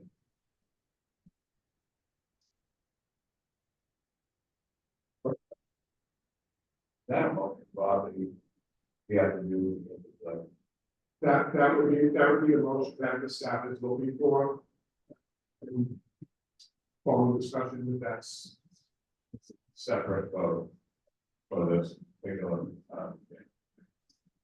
The requirement is that we have to accept the section 15A report. And if there's any modifications that the full council board seems appropriate, would have to, the report has to be issued prior, 7 days prior to the actual scheduled time period. So, but the schedule itself, we need to, we're looking at bookings for the winter schedule, and that's what we did, moving on that, and also it factors into our budget. Just to clarify, when we discussed July, the schedule was largely the same. The issue was that 15-day report we did not have. Is that Correct. We did not have, we tabled because we didn't have the 15-day. The remainder of the information that we discussed in July is the same as it is. We slightly adjusted the grade both times, but other than that, yes. Yeah. right, the most substantial change from when it was originally presented to the four council of the table back in July was, with our experience, seeing what the traffic is, with in the afternoon, with some of these trips. And also the fact that it does, the winter in the Barnstable, it does take a little bit longer, 15-minute turnaround time, unrealistic, for those vessels. That we move those sailing times by 5 minutes here or there. Same number of trips, it's just at the end of the day, we're at the same point, but I'm trying to alleviate some of the traffic issues. Yeah. So. It's 15. Right. Many news. Both states. Okay. And again. So we got to have that. Yeah. Excuse me, Mr. Chair. There's only 3 days now in the schedule where it has not running. Yeah. Saturday before stroll versus music. And then, at the old days, 2020. The old days. Just wanted to make one quick comment before we vote on this. We're in a reset here. I talk about this stuff a lot, but I think people know what I'm talking about. When we have this much deck space, it's the first time we've ever had this much deck space on the Kentucky route. In like my lifetime, Miles' lifetime, anybody's lifetime. So next year, we may have to tweak, like say, March through whatever the date will be next year, not May, something, right? Where we have, say, one of those rainbows double cruise versus triple, right? And just, we went through this 100 years ago when we got secondly, we had, weekend schedules. We do still have the scheduled weekends that will run the first two Saturday. trips on Saturdays, second. trips on We do, that's about after that, but we're gonna do that trip consolidation little thing on some of these trips. As part of the reduction, but it's still triple, but we're not. putting It's in- there if we need it for emergencies. So that leads to the knowing when to put it in the system. The more. I was like a normal job, you know what I mean? Whereas we never, this is a new thing, the trip consolidation component versus in the old days, we would just have double crew instead of single 5 days a week on the boat. So I just wanted to make that comment because this is part of, this is gonna help also with the reservation stuff as well. So it's sort of a reset with deck space and a future reset with how we book the boats, all kind of happening simultaneously. So with that said, do we have a motion? With that. Oh, sorry. Rob, sorry, I forgot you. That's the second time. Sorry about that. It's okay. I'll tell you, it was somewhat garbled, and I'm not sure exactly what the votes are. I understood there might be a vote for the report and a vote for the schedule. Can you clarify that? It just was a garbled conversation. The one I hear best, I don't know about anybody else online, is Allison. It's the different microphone system over there. Somebody else told me the same thing at home, like, I can't get them speaking great at the podium. I'll just repeat everything we said. Yes, that was, I'll be the Maureen to not be over yes, absolutely. Can it be a single motion to approve 715A and 7. No, we need two separate votes, sorry. I thought. I'll go ahead and make a motion to approve the section 15A report. I'll second it. All those in favor? Mr. Carr, Aye. Mr. Egan. I'm sorry, but No, This is just for the 15A report. could you please repeat what the actual motion on the floor is? I agree with Rob. It's not a volume issue, and I'm sorry. It's we can't understand. It sounds like it's underwater. It's the approval of the 15A report. Not the schedules, just the reports. Can you hear me better here? A little bit, yes. Okay, so what staff is asking is recommending that the full council members vote to one, approve the report issued under section 15A of the Authorities Enabling Act on the proposed 2026 operating schedules of the Woods Hole, Martha's Vineyard, and Nantucket Steamship Authority as presented. The second vote would be to approve the proposed 2026 operating schedules for both the Nantucket and Martha's Vineyard routes covering the period of January 5th, 2026 through January 5th, 2027 as presented. So those are the two items that the staff is looking for. Thank you very much. As it relates to my vote, yes, on the motion on the floor.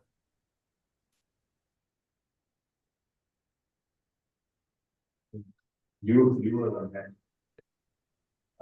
person to vote. Right, oh, we did it already? Okay. Rob? Lear?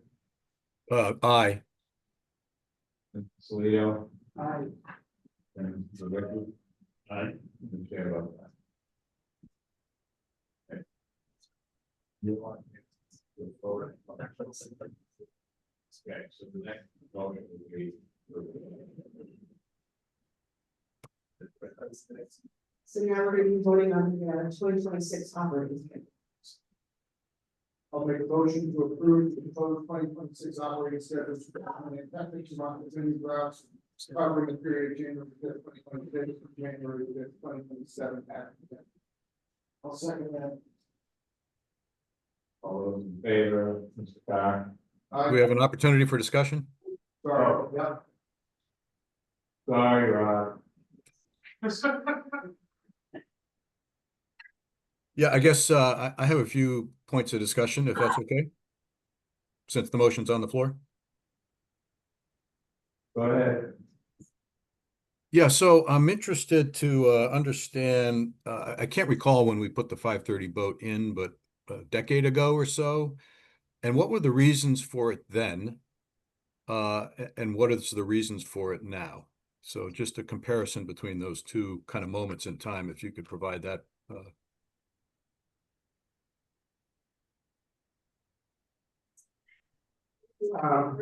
Yeah, so you go to the podium, maybe you're gonna answer my question. Can't understand you. Start out the middleman.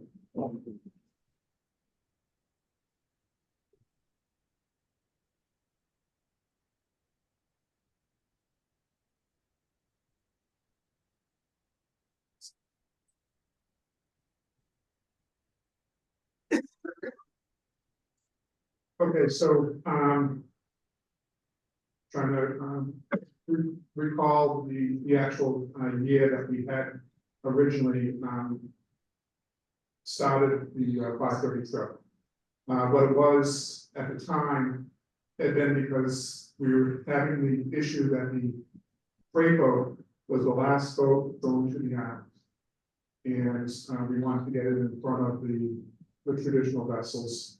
Because as you know, we typically didn't put the freight boats on the operating schedules.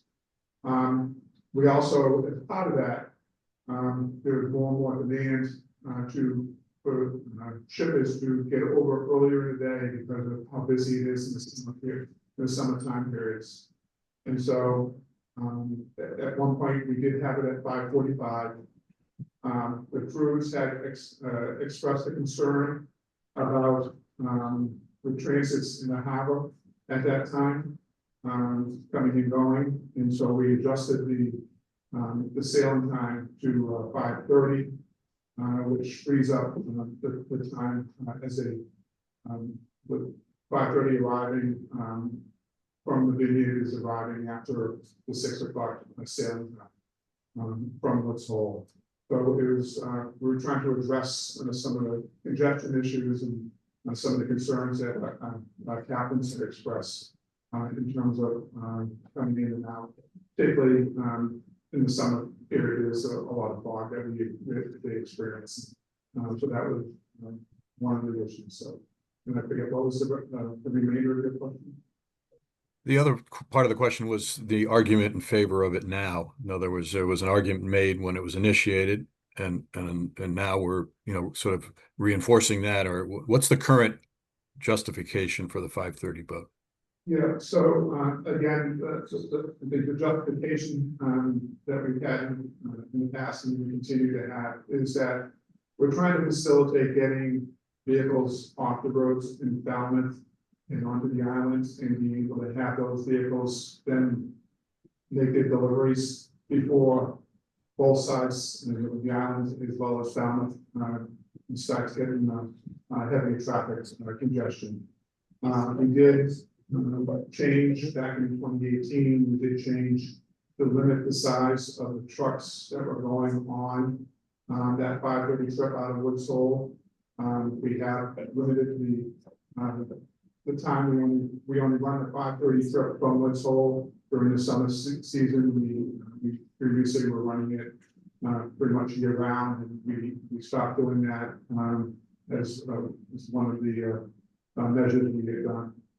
We started to limit in 2018, we started to limit the trucks to being under 40 feet, because the data that we had gone back and looked at was that the under 40-foot trucks make less noise than the bigger trucks. Originally, we were trying to get the hazardous material over to the island before everything got busy.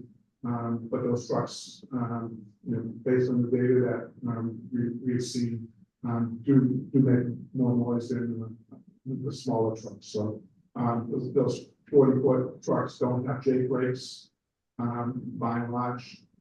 So therefore, there was no J brake issues that we have at that time on Woods Hole Road for those. We did with the winter, we are able to circle around the trucks, and then the remaining trucks, they just pull on and they have them back off on the other side, so that way we're not having the backup alarm issues that had been previously reported years ago. When we switched to having a drive through with the wider freight deck and when we're able to circle these under 40-foot trucks around in the freight decks. We still feel, we do hear from commercial customers about the value of being able to make this earlier trip. We did look in this case to see if there was enough support and data to likewise limit the off-island portion at the same time, so that trip arrives at 6:15 in the morning. But there isn't enough 40-foot trucks or under 40-foot trucks leaving the island in the morning to be able to fill that trip up. And so we're not recommending any change in that regard on the off-island trip. And the other thing is that knowing the driver's hours and issues, some of these shippers know that they have a run, off island to get materials or whatever it is that they're getting, but then they come back and they operating, working on island as well. So that accommodates well. But we do look at, we do have limitations on when the vehicles can arrive in Woods Hole in the morning. We moved it to 5:10.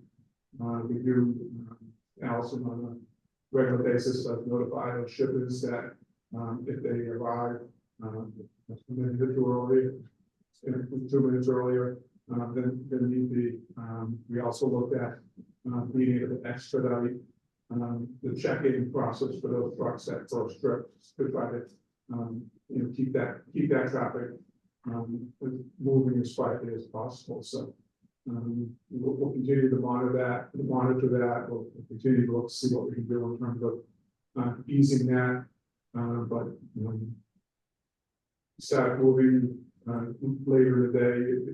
There's a ripple effect, and with the 4-boat schedule in particular, we got back to the point where maybe there's a 5-boat schedule. Again, that might be something you could look at, but with the 4-boat schedule, we feel it's necessary to have this 5:30 trip. Is there any sense of the essentialness of the vehicles that take advantage of this? And I guess I ask that from the perspective: is there a scenario that could be conceived where instead of it being 5 days a week, it would be 3 days a week, and then the essential ones would target those 3 days a week? Some scenario that's different than the one that we have right now. Yeah, the 5:30 trip from Woods Hole is almost exclusively the multi-stop food trucks that are going over. There may be an opening here or there, but that's not a multi-stop food truck, but it's almost exclusively those multi-stop food trucks that are going over. Okay. Okay, so I guess just closing comment. I don't want to take up the whole thing here, but Woods Hole is constrained. We know we've been doing this now for the better part of a decade, plus or minus. It seems like the issue of that constraint only gets worse. and that we need to come up with a creative alternative to the scenario that we have, because obviously it's extraordinarily unpopular in Falmouth, along Woods Hole Road, with our select board, so on and so forth. We have some new vessels. It would seem like there might be an opportunity to come up with a creative solution there. We're going to have bridge construction, which is going to need to be thought about in terms of what do we do with the suppliers that right now all go to Woods Hole. So it seems like there's a whole lot of reasons why we should be thinking holistically about alternatives to what we have. And I think that's one of the things that staff continues to look at with these new vests, you pointed out Barnstable and Monomoy. With those vessels, we're able to accommodate it with the 4-boat schedule, with the capacity as opposed to the 5-boat schedule. That we ran there for half a dozen years or so. But yes, we understand that from a village standpoint, this is a quality of life issue. But we also feel that we have a mandate to be providing the services to the islands. So maybe just one other thought, and then I'll shut up. And that is there a thought about, is there a notion, or could it be conceivable of having sunsetting this? In other words, committing to sunsetting this over some period of time while you incorporate the new vessels and the plans for the bridge and, an alternative to New Bedford and all these things. I realize they don't happen overnight. So is there a possibility of including a commitment to sunsetting this in a reasonably short time period while we're developing these strategic plans for the future? I'd be leery of recommending that. I think as things change, as Mr. Jeffrey pointed out, this has been a 100-year issue with traffic down Woods Hole. So to be committing, putting a constraint on our abilities to operate. And see, we're not consolidating the early morning trips because those are the popular trips. It's the end of the day trips that we end up consolidating. Because of lack of traffic, and so again, from okay, I understand. Staff, I think that we would not want to be putting ourselves in that position. All right, thanks, Bob. Thanks, Mr. Chair. Appreciate the opportunity to ask these questions. So, go ahead. Is anybody in the survey on the trash trucks going to downtown? So We can't hear you. Has anybody done a survey of the trash trucks going to Woods Hole to pick up the refuse there, and Cisco and these other trucks make deliveries to the bakeries and any of the stores down there? Not all the trucks are coming over to the vineyard. I think quite a few probably going to downtown Woods Hole. Yeah, it wasn't any official survey at the time. I have gone down there on multiple occasions over the years, starting at 4 o'clock in the morning to start seeing what activity is going on. And yes, I have heard trash trucks picking up over in the village from the restaurants, and I believe the town actually at one point had given them a special permit to be able to do so. Again, to get out because of the congestion that causes. And yes, there are other food delivery trucks that go into the village early. I've witnessed them myself, going in early, but we haven't done any official survey of that data. I don't think people will realize that I was in Eggtown about 7:20 on Friday. There's no parking spots. In Eggtown, they have one loading zone on Main Street. In Oak Bluffs, they have 2 loading zones. There's no place to park.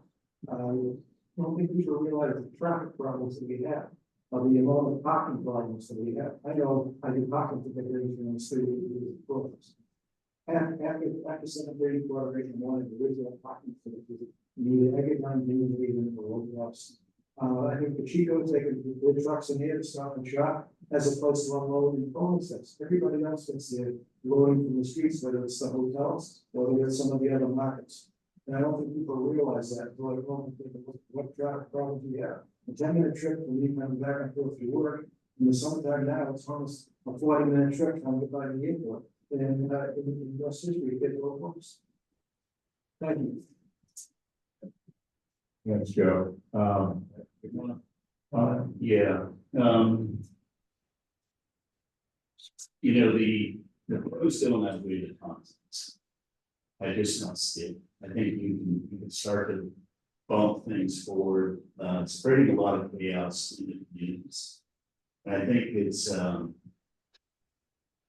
you know, when I get emails from the community members and what's told about this one issue, it's the one sticking point in the community that it's not going to get better unless we come up with some alternatives.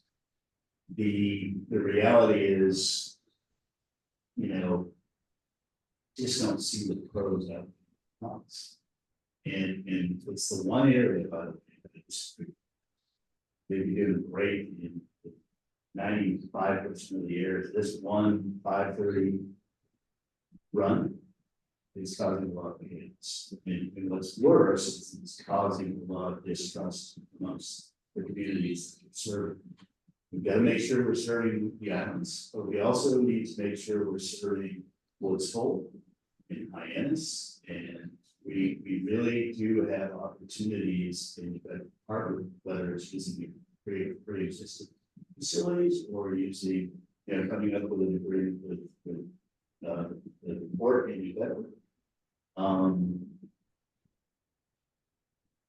Being a responsible tenant and being a good neighbor is just as important as meeting a mandate. And I think meeting that mandate is it's tough. It's tough task. This isn't an easy job, right? Anybody in your position, you know, you're never going to be a good guy, right? That's the reality. However, this is the one piece that you need to start to be community support. I think that 30-minute time is not a win. It's just not a win. And you can look at things logistically and say, I'm making some progress here.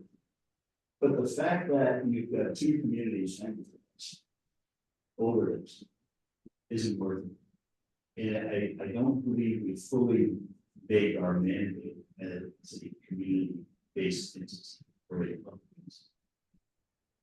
I'm like Rob. Hey, sunset this. Let's have some good cogent conversations amongst ourselves and the communities to find out if the benefits are truly there. If the numbers are there, it could be evidential. I gotta tell you, I kind of know a little bit about American the maritime business. Guess what? I know a little bit about this business because I've been riding these boats since I was born. I don't see the benefits. I just don't see the benefits. And I really wish we would take heed, especially to the folks in town, and really be seen as a good neighbor. And this one is the only one that you can be accused of not being a good neighbor. All the other noise, it's full of alone. You're doing great. But this one here is the black eye of this institution, of this organization, this company. So how do we fix it? You know, Rob made the most sense to me. And I love visiting with Rob and having a conversation with Rob because he's pragmatic. Listen to Rob. Let's think about getting the problem. I really believe that's the cogent way of instead of creating this community tension by. I think there's a little, guys, I don't want to accuse you, but I think there's a little stubbornness. I think there's better solutions. I really do. And if I'm wrong, I'll be happy to be wrong. Okay with me. But let's listen to the public on this one occasion, please. Chair. Mr. Chair, may I speak? Hold on one second. Speak it to the microphone, please. I'm talking about back in 1998, we were talking about this stuff. So what do we do next? You want to go next and then we'll go tomorrow? I think Mr. Carr. Okay, I don't want to go more of that, right there. Okay, let's go to more. Thanks. I'd like to echo a couple of things that have been raised, but also I think challenge some others. It is certainly true this is an extraordinarily complex issue. I don't think there's any question that the management and leadership of the Steamship Authority has spent an awful lot of time trying to balance these issues. I agree with Rob that a holistic review of all this, particularly once we actually have 3 new freight boats in the system and understanding how that works would be wise. We are doing a strategic planning effort. I don't know if there's room to include some analysis of that and make sure everybody understands what the effect on Martha's Vineyard is if that time changes substantially, right? I'm continually reminded of the economist Thomas Sowell, who says in economics there are no solutions, there are only trade-offs. And in many ways, I think that's what we're facing here. There are no simple answers to this that don't create complications elsewhere. I guess why we get paid the big bucks sitting up here that we have to figure it out. I think there's an acknowledgement that this is a critical issue for us to address. I don't know that setting a sunset or a pause without having some line of sight on what comes after is necessarily prudent, because that will put management, and you would agree, us in a completely untenable position, you know, as that sunset approaches. So fully agree we need to do that analysis and understand what our capabilities are and what the requirements are from the mandate for the islands and how to accomplish both. I do think that's going to take some time.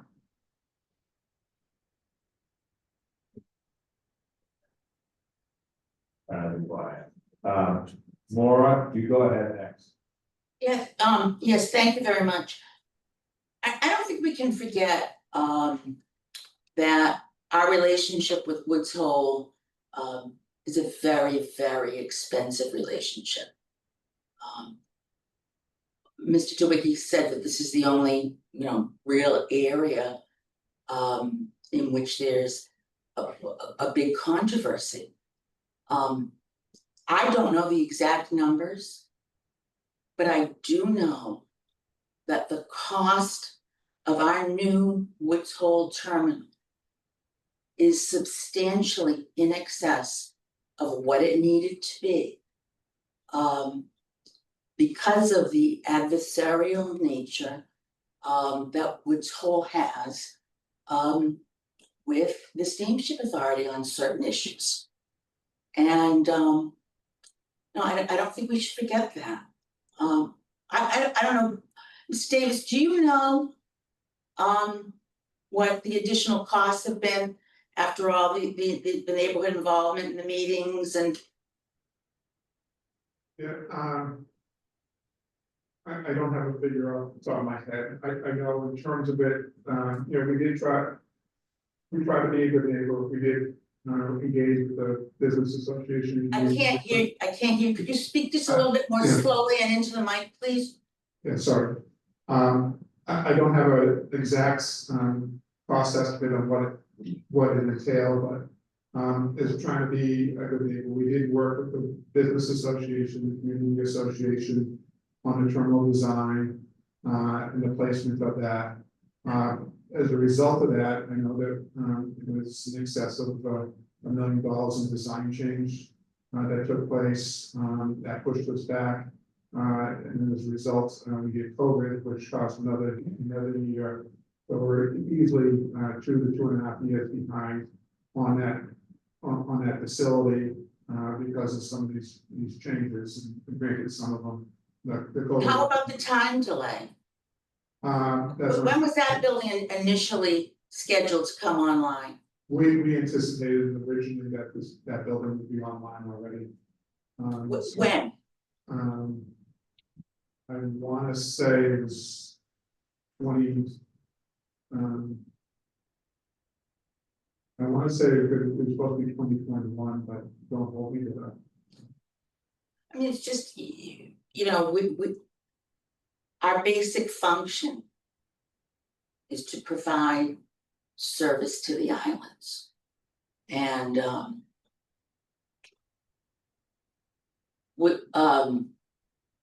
the participation and the accommodation, I think, that the Steamship Authority has provided Woods Hole has come at a high price.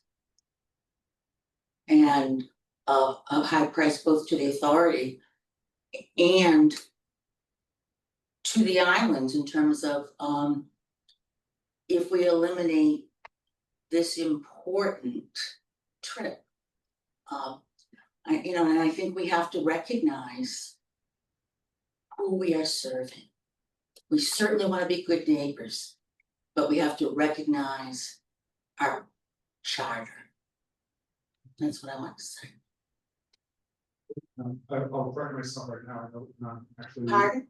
I'll correct myself, I think it was actually 2022, not 2021, but.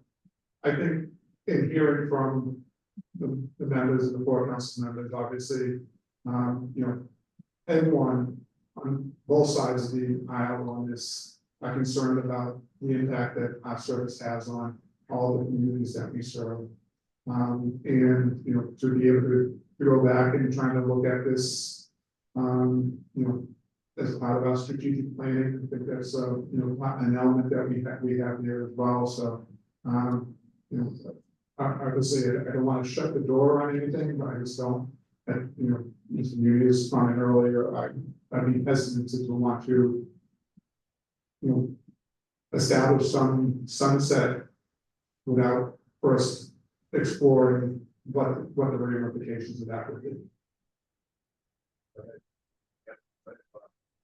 Thank you, Mark. Thank you. I'm gonna give you one quick question. Are we still talking about the approval, or are we talking about the schedule? So at this point, the Port Council has approved the Section 15A report. Right. Which was regarding the 530 trips. Now, there was discussion is regarding the actual schedules themselves. And there is a motion on the floor already from the Port Council to approve the 2026 operating schedules as presented. So, Mr. Chairman of the Port Council, do you want to have your vote, or do you want to hold that until the board also has a discussion? I think we should vote after we're done speaking, and then when we go to you, then Saturday around, is that sense? Perfectly acceptable. Because we're just advisory, and that's. It's the way it is. This is a once a year meeting, we have to kind of like retool every time. Thank you. Mr. McGarrett, go ahead, Mrs. Jones. I think it could be easily said that nobody likes noise, nobody likes pollution, nobody likes, trucks. Can't understand you, Bob. Can't understand you. You gotta get close to the mic. I'm sorry. And I can say that very easily, if you live in a port community, there's going to be pain. There's pain in Hyannis. There's pain in the vineyard. Joe has already alluded to the parking. There's pain in the Outmarket, and there's pain in the Woods Hole. And so therefore, in the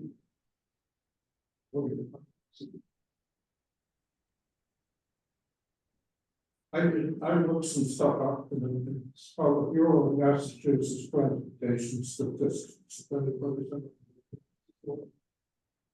But in any event, it talks about Woods Hole. And it says in 2025, there is 1,045 people. And growing at the rate of 1.75 annually, and has grown 12% since 2020, and was told that's an interesting split. There are 473 households in Woods Hole. The average household, according to Massachusetts, I've heard these statistics before, the average household will produce in Massachusetts 10.2 trucks per day from their house. I've heard 11. I always thought it was 7, doesn't matter. The average individual person takes 4.1 trips per day.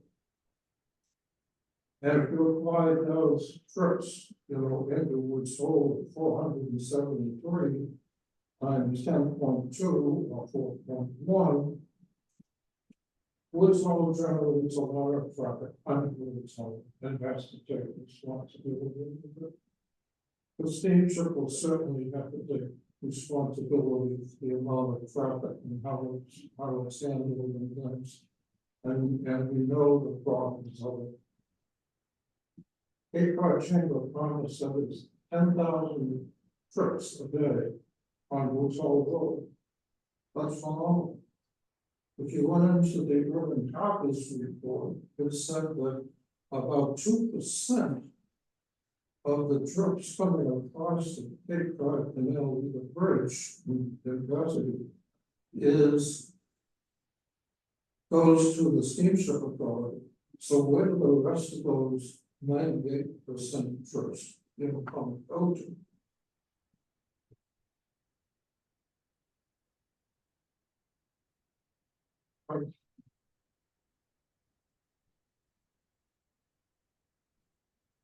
And I'm looking at my vote, which I am not going to vote in favor of this schedule. I mean, I will vote in favor of this schedule. Through this whole conversation, all you're talking about is all. That's it. One community. And they have been granted that they cannot enter the terminal till 10 minutes after 5. They drive straight in on the road. There's no people in parking and things like that. Then they take off across the park. The town of Barnstable, guess what? It's 5:30 in the town of Barnstable. And what's happening? They're loading trucks on the street. What's happening in Martha's Vineyard? They're loading at 5:30 in the morning. They're loading trucks onto the roads to the vineyard.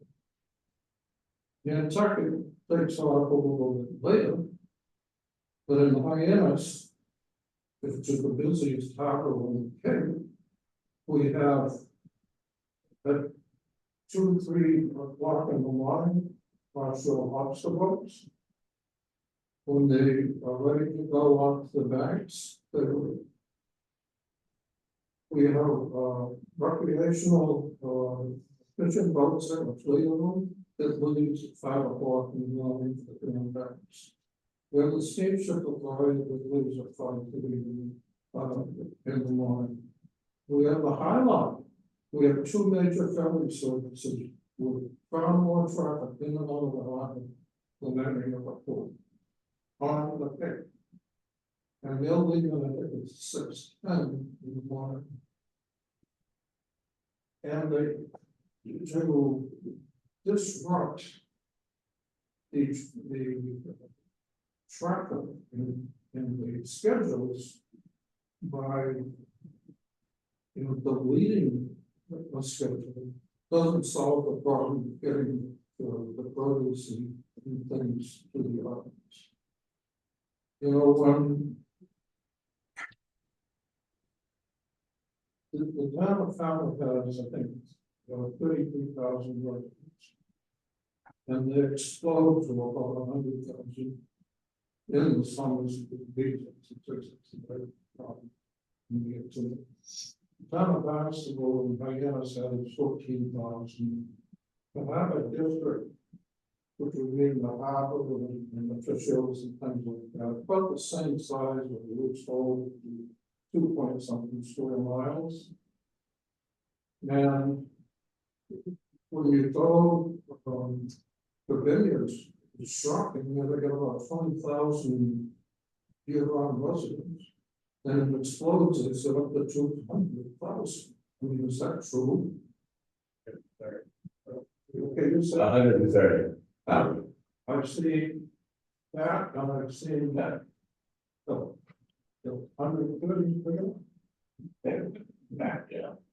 So, and all of this, that what the steamship authority is responsible for you know, for the white line over there.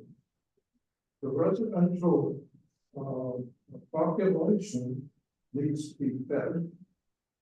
We need to do, you know, the fuel, we need to do the necessities of life, as we explained in, gender and the essentials of life. And so it's a big deal. And I would be happy to say, you know, to the people who follow, I'm sorry, you can't sleep. We can't sleep in my anesthesia. You know. So what is the parallel? So I'm not gonna go on any further because Bob, you're making me feel old. Because I remember all. And when the boat was in this hole, and what the nobody remembers that in the summer, that was 1998, last year. 97? 1985. No, the freight boat went to summer.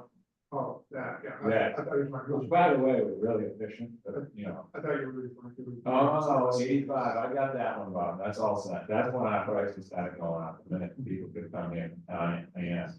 Anyways, I just wanted to say. This is really about what fits in an 18-hour day. Bottom line. Is, okay, we gotta, to change the schedule. To what is allegedly the desired schedule. They have to find a way to fit. In an 18-hour day. What's getting on the boat now? With the size boat we have, and we have one left boat running on the mini group with platforms at 5, so. There's a lot of moving parts, I think, in my opinion, I know management is looking at this and trying to figure out how to shuffle the deck chairs around and figure this out, but it isn't that easy.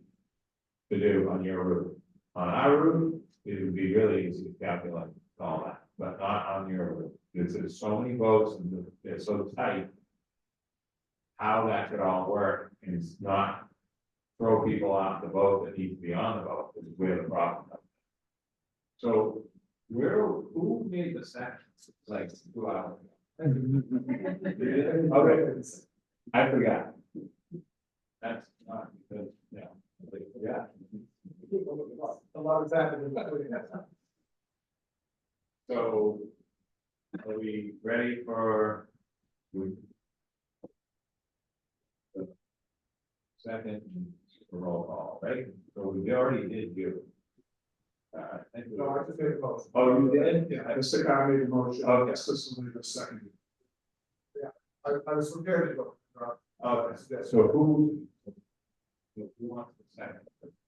Not a second. No second, okay, so Mr. Ty. Mr. Egan, Aye. Mr. Moyer, No. Mr. Salito, Aye. Mr. DeWitt, You know, and the chair votes aye. You have that? Who's taking that? We're Sean, sorry about that. Thank you, Sean, sorry. Okay, thank you. Where I was. Thank you, Dan. At this point, is there a motion from the board? We need to discuss 2 things. I will move for the approval of the section 15A report. I'd also like to make a comment in moving it that, all the appendices that are cited in the 15A report. Mr. Jeffrey, I can't hear you. I'm sorry, I can't hear you. I'm moving for the approval of the section 15A report and noting that all the appendices cited in that report were provided to the board members and court counsel in their packets. Thank you. Moira, did you get that? Yes, thank you. Thank you. Okay, discussion, we've heard from Mr. Jones. Sorry, is there a second to that motion? No, I'll second that. Thank you. Is there any discussion from members of the board in relation to the 15A report? Hearing none, comes to a vote. Let's roll call, please. Jeffrey, aye. Jones, aye. Malcolm, aye. Tierney, aye. Thank you, that's carried. Is there a motion in regard to the schedule? I move that it be approved. I'll second that. Okay, motion made and seconded. Is there comment by members of the board on the schedule? Mr. Chairman. We're at Groundhog Day again. For all the reasons that Mr. Muir pointed out that are in the section 15A report from my appointing authority, the Falmouth Select Board's opposition to the schedule proposed, I'll be voting no. But I also would like to point out that part of the issue I think we face as a board in regards to this schedule is for the failures of our local governments properly addressing how to treat wastewater and how to take care of trash in our own communities. Mine alone, not also being innocent in that a lot of the septic waste and trash collected in the town of Falmouth is shipped over the bridges. As well as most of the trash and septic that is collected on the vineyard that then gets hauled over by boat through Woodsole and then over the bridges. But I'm sure the town of Bourne is particularly happy to have all of our trash go through. So, you know, part of this is that we can't solve those issues on the steamship in regards to our schedule and this increasing freight capacity with perhaps the lack of smart growth in each of our communities. I think we're asking a lot of this board to do, you know, to address that. And those are things that are impacting the schedules that we're looking at providing. Nevertheless, I will be voting no on this. Thank you. Further comments from the board? Okay, I'll make a comment. And yes, it is about Groundhog Day again, because it's pretty close to what I said in the past. I understand the issue of traffic noise. We have traffic noise on Route 6, we have traffic noise on Route 28, we have traffic noise going through Nashville to our reservation system. We have traffic noise, we can't move traffic on the Vineyard Cave and Edgartown Road when the jet planes come in and discharge their summer passengers. This is an issue that's a macro issue. It has to do with town zoning, it has to do with capacity, it has to do with vacation travel. All of those things are outside the purview, in my view, of this board. The purview of the Steamship Authority is to provide transport to and from the islands for people who live there and work there. The police departments and the businesses in Martha's Vineyard need to get their trucks off the street in the early morning in the summer. Talk about shipment schedules, as Mr. Lowell pointed out earlier. You start moving the schedule around, there's a knock-on effect. As I looked at the schedule changes that might be made if we were to eliminate that 5:30 summer only vote. Remember, there's a 5:30 vote year-round out of Vineyard Haven. But if we're to look to change that, we're talking about moving the schedule back, and we wind up running trucks later through the towns. And I don't think people want the schedule to go later. We have X amount of hours in a day, and given the dynamics and the metrics of what's going on with growth in the islands as well as on the Cape, the Steamship Authority can't solve all of it. We do the best we can to ameliorate the issues of noise and congestion, but again, we're not a law enforcement agency. So with that, I will be voting for the recommendation when it comes to a vote, which I think is now. So we have a motion that's been made and seconded, comes to a vote, that's roll call. Jeffrey, no. Charles, I have a coach of 10%. Now, Ben, I. Rainy, I. Tierney, aye. Thank you all, and thank you for, again, an interesting and I think illuminating discussion about the many issues that this steamship faces in running an efficient schedule to serve the interests of all of the communities. What's next on the agenda? That's it for me, and Mark has his business up. Thank you. As of being pointed out, this will be very brief, but, run a little bit behind here, everyone has this information in the packet. So the business summary for the month of June.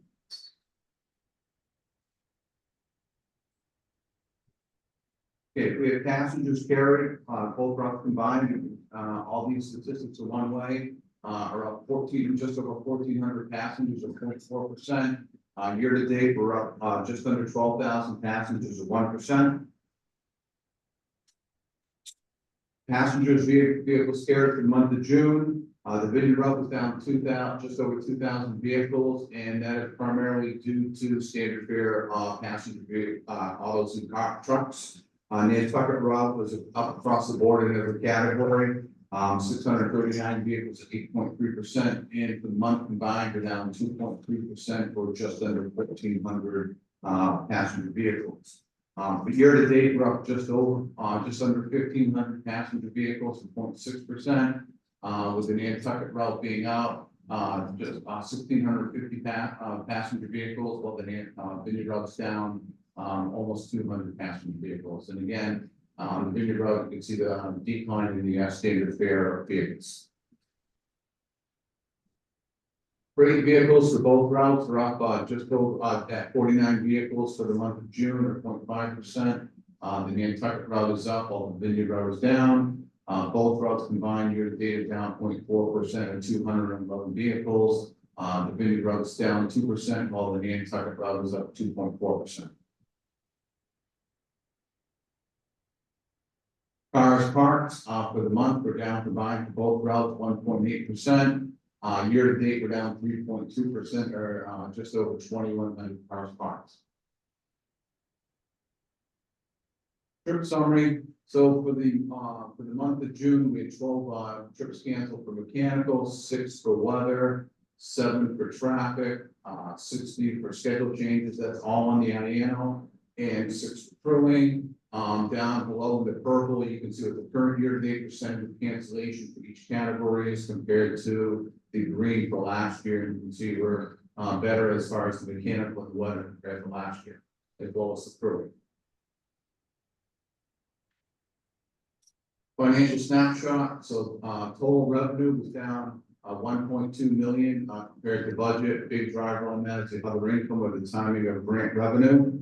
I'll get into that on the next slide. Operating expenses were at 583,000, which we'll get into 2 more slides from now. But putting this combined, we're down compared to budget 1.8 million. We do have a net operating income of just under 5.6 million.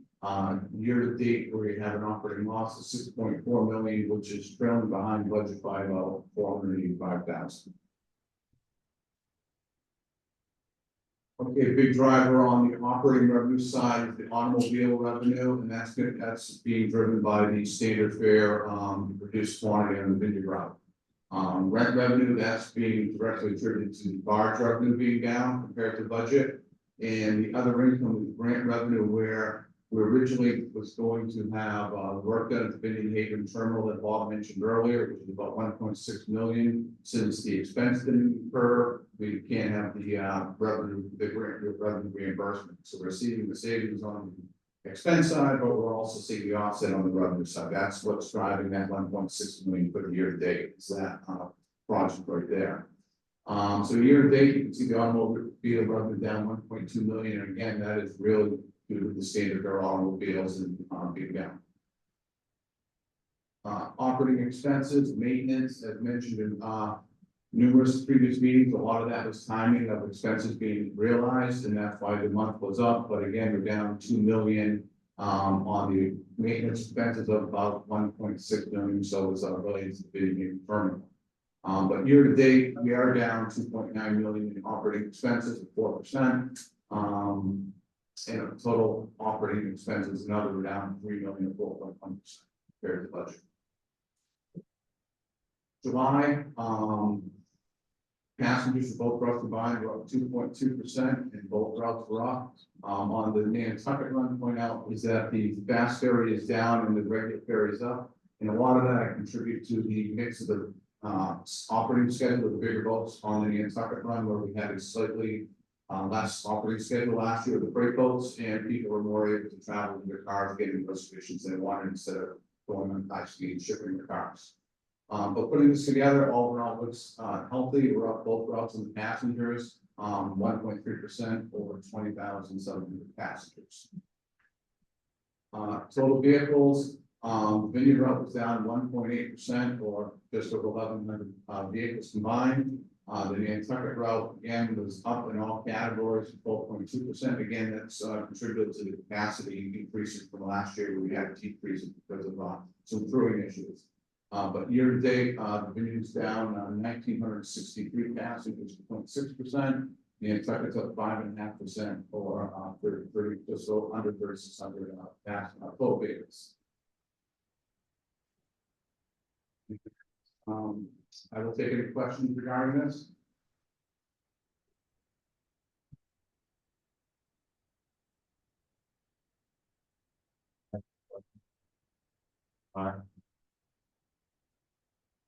Any questions from members of the board? No, thank you, Mark. And one thing, I'll be reaching out to the members of the Port Council Board individually to set up meetings regarding preview of the budget for next month. So please check your emails for availability of when we can virtually meet or in person to go over the budget. Thank you. Thank you very much, Mark.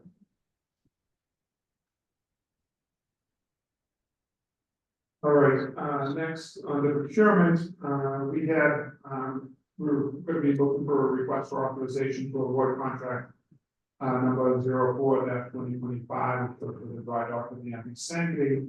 However, when it came time for the bids to be open, no bids were received.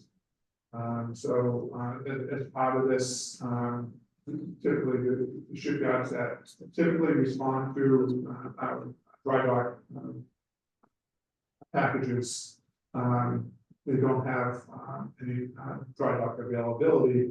Apparently, we believe it's going to be rectified in time for the island home when it gets when we bring that back, probably at next month's meeting for approval. But in the meantime, Mark has been reaching out to some of the yards, and Peggy Nickerson has also been reaching out to some of the shipyards that receive, there's 14 that receive typically receive this package about availability. So trying to develop some relationship with some of those. So we did have, there was one shipyard that indicated that the recently didn't submit a proposal because they were having some issues getting the bonds that's required. But when they've informed that they could just provide us with a check, which isn't cash until that may change their mind. Just to expand a little bit on what Bob was saying, shipyards develop relationships with their normal customer base, as we have with two of the local shipyards. But I've been reaching out to all the shipyards on the East Coast. Each time we go out for bid, we generally have only two. We need to expand that, reaching out and try to further get them of interest. They have their own relationships with companies, so it's a very fluid situation. This situation is, fortunately, with the Sanctity, it's a twice in 5 dry dock schedule, so we have another year beyond the due date of the current shipyard to get this done, and we're going to continue to expand on the possibilities of other shipyards as well. But this is a short-term issue with our normal local shipyards, but an overall situation that we need to improve upon. With that, thank you very much. Thank you. Any comments or questions before that? No. Okay, next item. General Manager Search Update, Committee Search Update. I guess that's me. Happy to report to the Port Council and to the board. The audience. We have concluded as of Friday, interviews. The search committee has concluded as of Friday. It is 5 very strong candidates who were brought to us by our placement agency, Fast Street. The interviews that we had with them, as well as the data that was presented, the background research, the resumes, and the conversations were extensive. I personally was very pleased with the quality of the candidates that we interviewed. We have a meeting scheduled for this Thursday. And that'll be posted. It will be an executive session meeting of the search committee to discuss the 5 candidates, to see what additional things we need to do, whether we need to have individual one-on-one in-person meetings, whether there is further information that we need from each of the candidates, whether there's more background material than we need, and what our sense is on the viability and or qualifications and or choice of the candidates, so that we can then make a decision as to when and how we will bring recommendations to the board for their consideration for the general manager positions. That's where we are at the moment. Thank you. I have to thank the members of the committee as well as fostering what I thought to be a very thorough and very professional process. And if any of the members of that working group should comment, please go ahead. I agree with everything you just said. The only thing I would add is what I continually said during these meetings is this is the first time we've done even close to this level of scrutiny and precision and professionalism. Give it to children. Okay. We just never did this. We never really needed or had that situation. So I just must agree with what he said. I like it when we're in agreement. Thank you.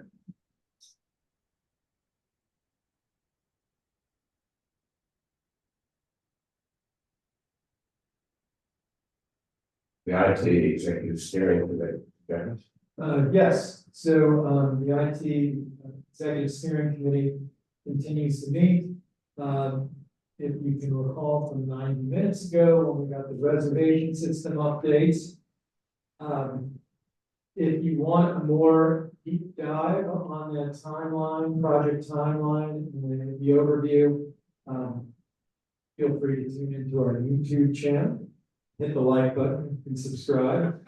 And you can get a very deep dive into what's happening on that reservation system timeline.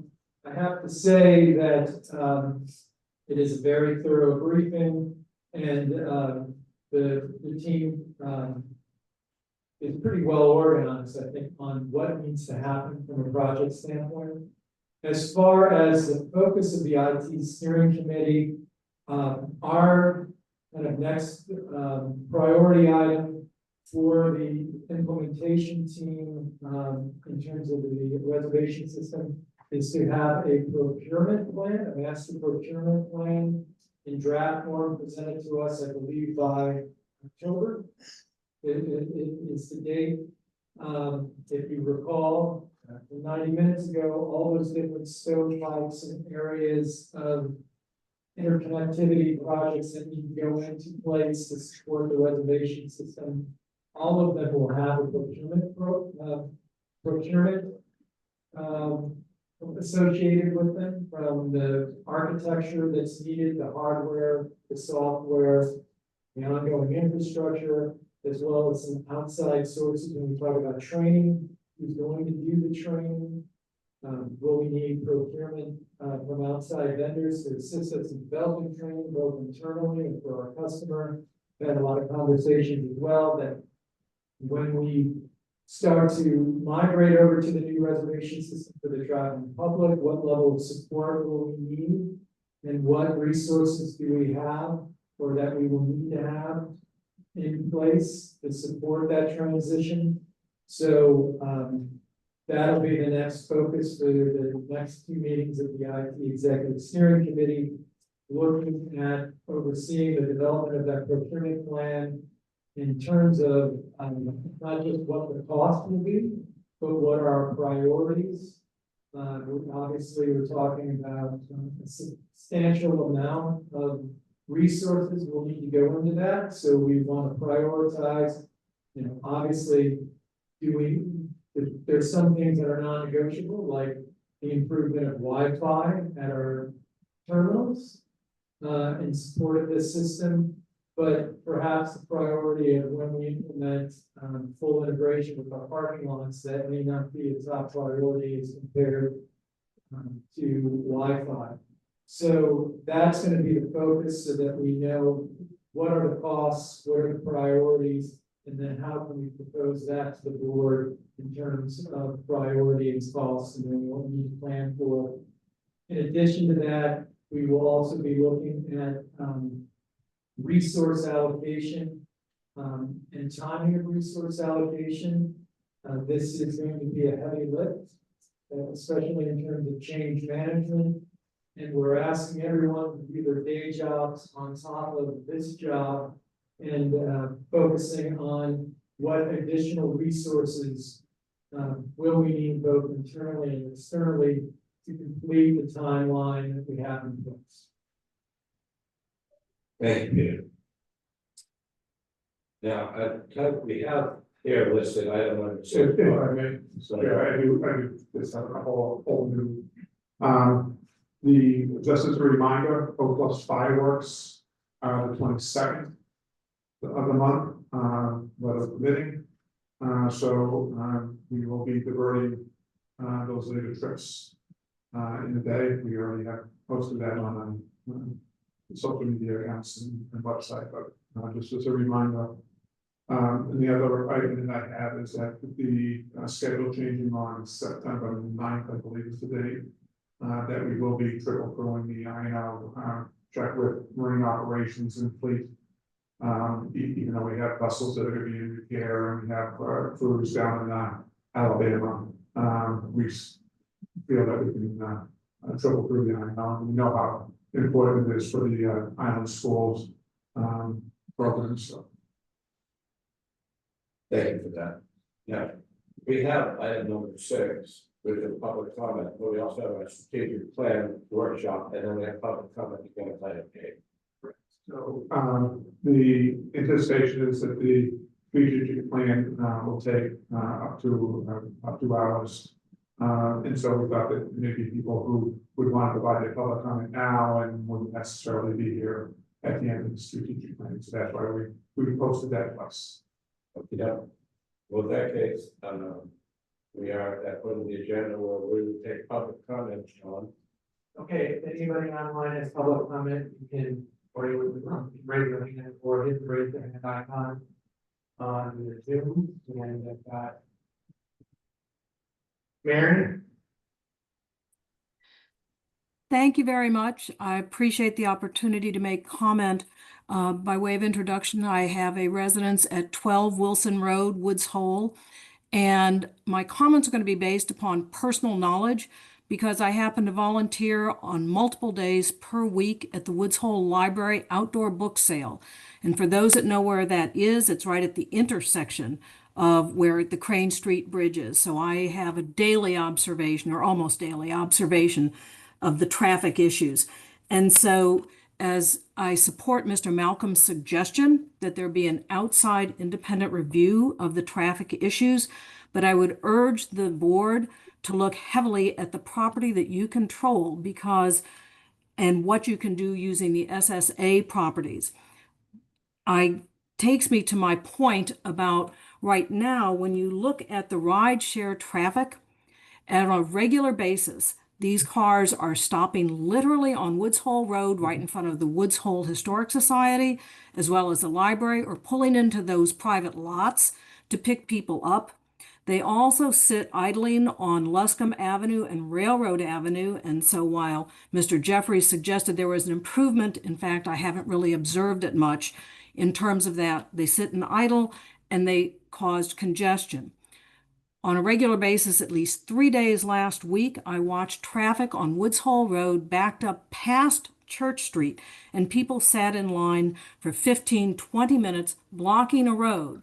The other part of that is, as I watched the Peter Pan bus, followed then by a Steamship Authority bus and 3 vehicles go on the wrong side of the road on Crane Street Bridge so that they could get into the parking lot. This is a traffic problem, and it is not getting particularly better. And these are personal observations. I'll have to put my hand on a Bible on that one. The other thing is that I can agree with Mr. Davis's comment that he does not really believe that the traffic is related to the construction itself.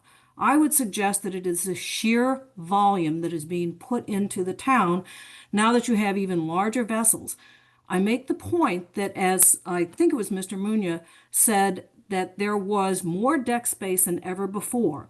Planning around how to use that deck space could probably eliminate the 530, but even beyond that, it needs to be really thought of in a comprehensive way. And then to Mr. Munier's observation that it was rather bumpy at the beginning, that would be a rather understatement as we look at where we started at the beginning of the summer in June and where we are today, which is worse today than it was at the beginning. And it has not ameliorated at all. So when frustrated drivers lay on their horns, which they do regularly, when Peter Pan buses go in the wrong lane, as well as Steamship Authority vehicles, that is a problem that needs to be rectified. I would urge the authority that in its planning, it puts pickup and drop off spacing on the Steamship Authority property. There is some now, it is inadequate, and it is not well marked. You go to an airport, they say cell phone lot. There is nothing that directs people to the location for pickup and drop off while they're waiting to get passengers. You need to do better in that specific regard, and you need to do it on your property as part of your planning. May not be able to do it till you're done with the construction, but I certainly hope you do. And finally, on Mr. Jeffrey's comment, which was humorous to say the least, about 100 years ago and traffic in Woods Hole, 100 years ago there was a railroad that carried the freight and a lot of passengers. My grandmother used it coming from New York. They didn't have 18-wheelers 100 years ago. It is not the same. Yes, there's always been traffic. We've always known it's a limited space. So I would certainly urge you to recognize the reality now and not look back 100 years ago. Thank you very much for the time and good luck, because this isn't a set of easy problems. Thank you. That's all I see.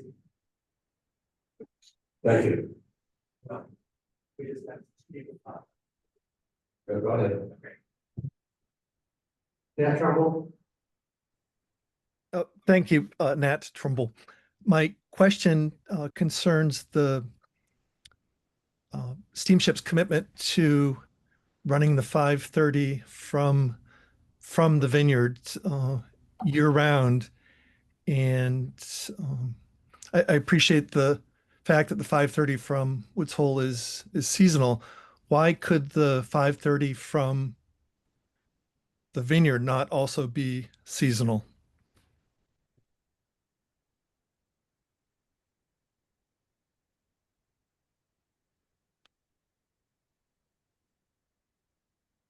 Yeah, in terms of that, we'd have to look at the impact that it would have, particularly on the island residents trying to get off island earlier in the day for appointments, medical appointments, such travel. We'd also have to look at the impact that it would have on the commercial business.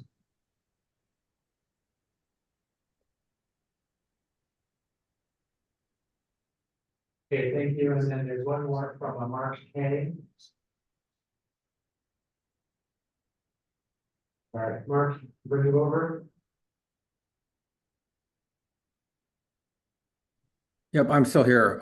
Yes, sorry, I just wanted, I'm a 52-year summer resident of Woods Hole, 33 Fern Lane. We're just off of Harbor Hill. And I actually think that at least an observation of one resident is that there's probably a better job being done right now in town on enforcing the rideshare. Unfortunately, the number of rideshare pickups isn't changing, and the number of parking spots that are available to them isn't changing, which means that they're now being seen up on Harbor Hill, on School Street, and in parts of Woods Hole doing the idling. So I don't know a solve on this. This is an issue for you all, or maybe for Falmouth. But the more you enforce rideshare spaces without creating additional spaces inside of the SSA facility, they're going to go somewhere. If they don't go on that one block, they will go elsewhere in Woods Hole. It's the nature of the beast. The woman who spoke earlier, who lives off of Wilson, and seen them, they are Harbor Hill and now School Street and other parts of Woods Hole.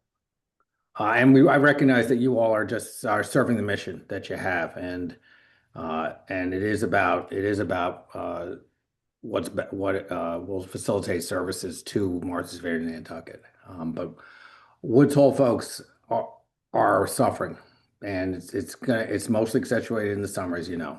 And so this has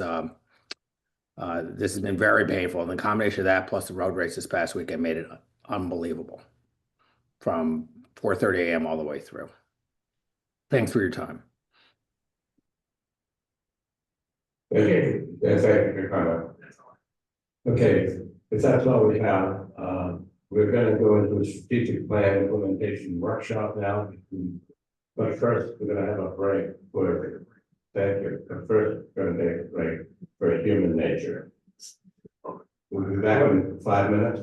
I don't know whether you should adjourn. We can actually recess their lunch hour, so if you want to recess for 20 to 30 minutes and get lunch break, and then you can come back and start it up to the chair, but there is.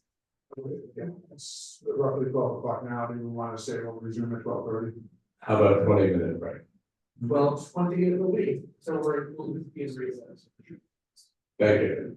All right, we're breaking for 20 minutes. Turn the video.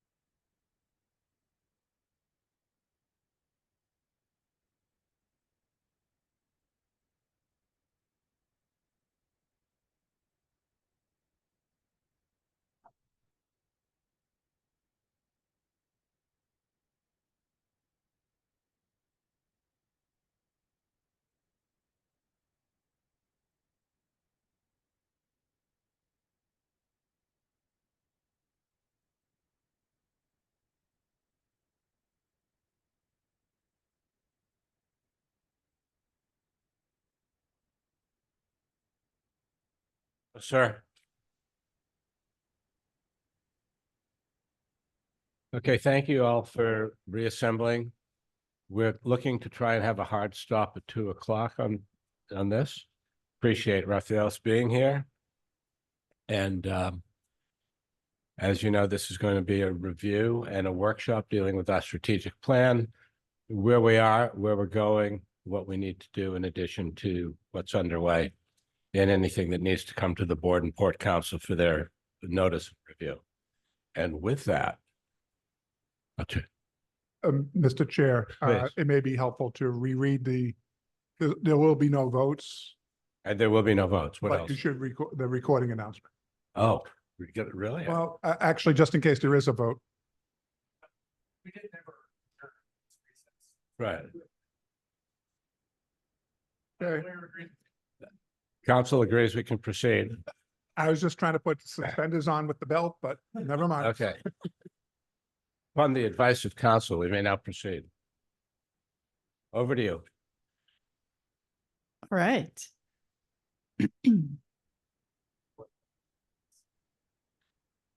We ready to go? Okay. Good afternoon, members of board and port council. Thank you for the opportunity to be with you this afternoon. I know the first half of today was kind of saturated in a lot of operational information. So we're going to do our best to both give you a deep dive on where we are with strategic planning and the implementation process with staff, but certainly to allow some space for conversation, discussion, and feedback. So for today, the goal of the workshop, next slide, please, is really twofold. First, we want to make sure that we kind of get confirmation, affirmation of alignment. We want to share with you kind of where we are in the process, and certainly don't want Janae and I to be the only voices in the room. So we've asked each of the team leads to kind of co-participate, co-present with us for their outcome areas around where they are with progress, what's been revised, what's been retooled, and give you an opportunity to provide feedback and input. And then the second half, we'll focus on more of the communication strategy and reporting strategy going forward. Next slide, yeah. So as mentioned, I'm Emily Usselton, joined with my colleague here, Janae Janik. Hopefully we look familiar to most of you, but I know we have a few new board or port council members. So glad to be with you and have enjoyed kind of journeying with the steamship from the initial development and adoption of the strategic plan to now working into our second year of implementation. And our agenda for today is to share kind of where we're at in that journey, and then also have open discussion and feedback around the updates, as well as communication strategies and opportunities that we see going forward as we move into years 2 and 3 of the plan. And then we'll talk about what comes next. All right. Since we have some new faces, I think it's always important to make sure we're all starting from the same baseline. So we want to give you kind of a grounding of where we are and what's happened to date. Next slide, please. And we'll start with implementation. So this, as you know, the journey dates back to early 2023, but this slide really starts with when the framework was adopted by the board in January of 2024. If I had to sort of summarize the first year of implementation with staff, I think even I'm going to borrow Janice's reaction a little bit, but it was a little bit of figuring out what's going on here. We're getting acclimated to a process. The organization previously had not developed a strategic plan, so it was very new to the organization. And so we anticipated kind of a similar process when we went to implementation as well. So we spent a lot of time really emphasizing training in 2 phases. What's the process by which we go about executing the strategic plan and developing a work plan around it? And also, what's the tool and how do we help track and communicate progress both externally and internally among a lot of different working groups? So that was, to me, kind of the focus of the first full year of implementation. Along with that was great progress, and you'll see some of those updates today. And then as we moved into 2025, it was really making sure that we stuck with the idea that this is a living document. So situations change, as you all know. There are a lot of big things going on in the organization.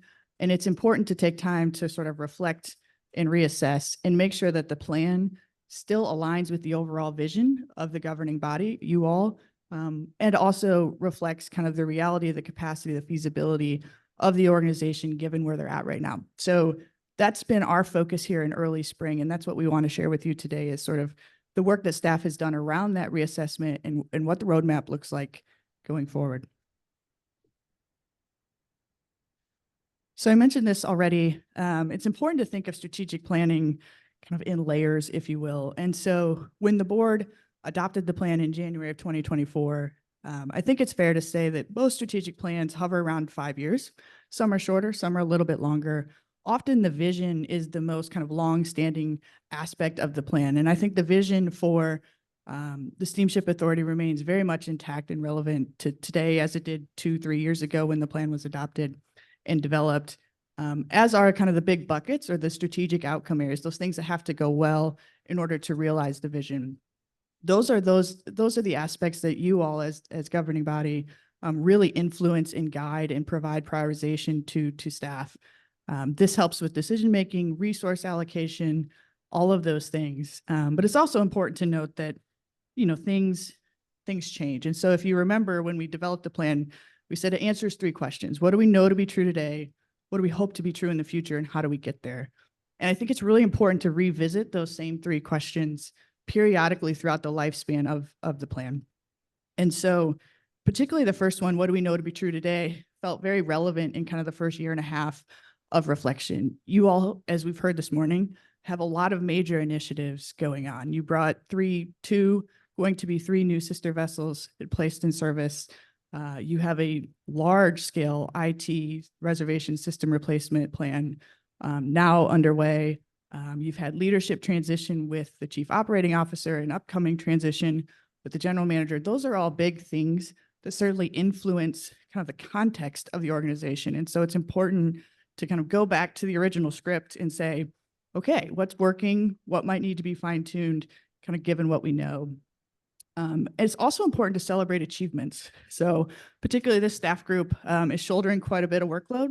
And despite all of that, I think has made really good progress from the beginning of the plan in 2023 to now. And so we want to take time today to say, hey, good work here in some of these areas that have been really operationalized in part of what you do every day, which is great. And then make sure that we're approaching communication around progress of this plan, both internally and externally, the right way, that it's accessible, that's consumable, it's easy for folks to understand. And so we want to have some conversation around that today as well. Okay, here's the iceberg picture that Bob said, thanks for not running a boat into it, which is pretty good. We use this visual a lot in kind of the work that we do with organizations and governing bodies in particular to appreciate that the strategic plan is kind of the marginal aspects often of the day-to-day of an organization. So it needs to reflect both the heartbeat of what the organization does, but acknowledge that it helps guide the work planning and activities of kind of the top half of, or the top third of that iceberg, right? That the day-to-day requirements are going to consume a lot of staff's time in the way that they approach the work that they do. And in order to make successful progress around the priorities that you all have set, there needs to be a process in place in which you kind of work plan and begin to make incremental improvements in those priorities while also carrying out service level expectations that exist already.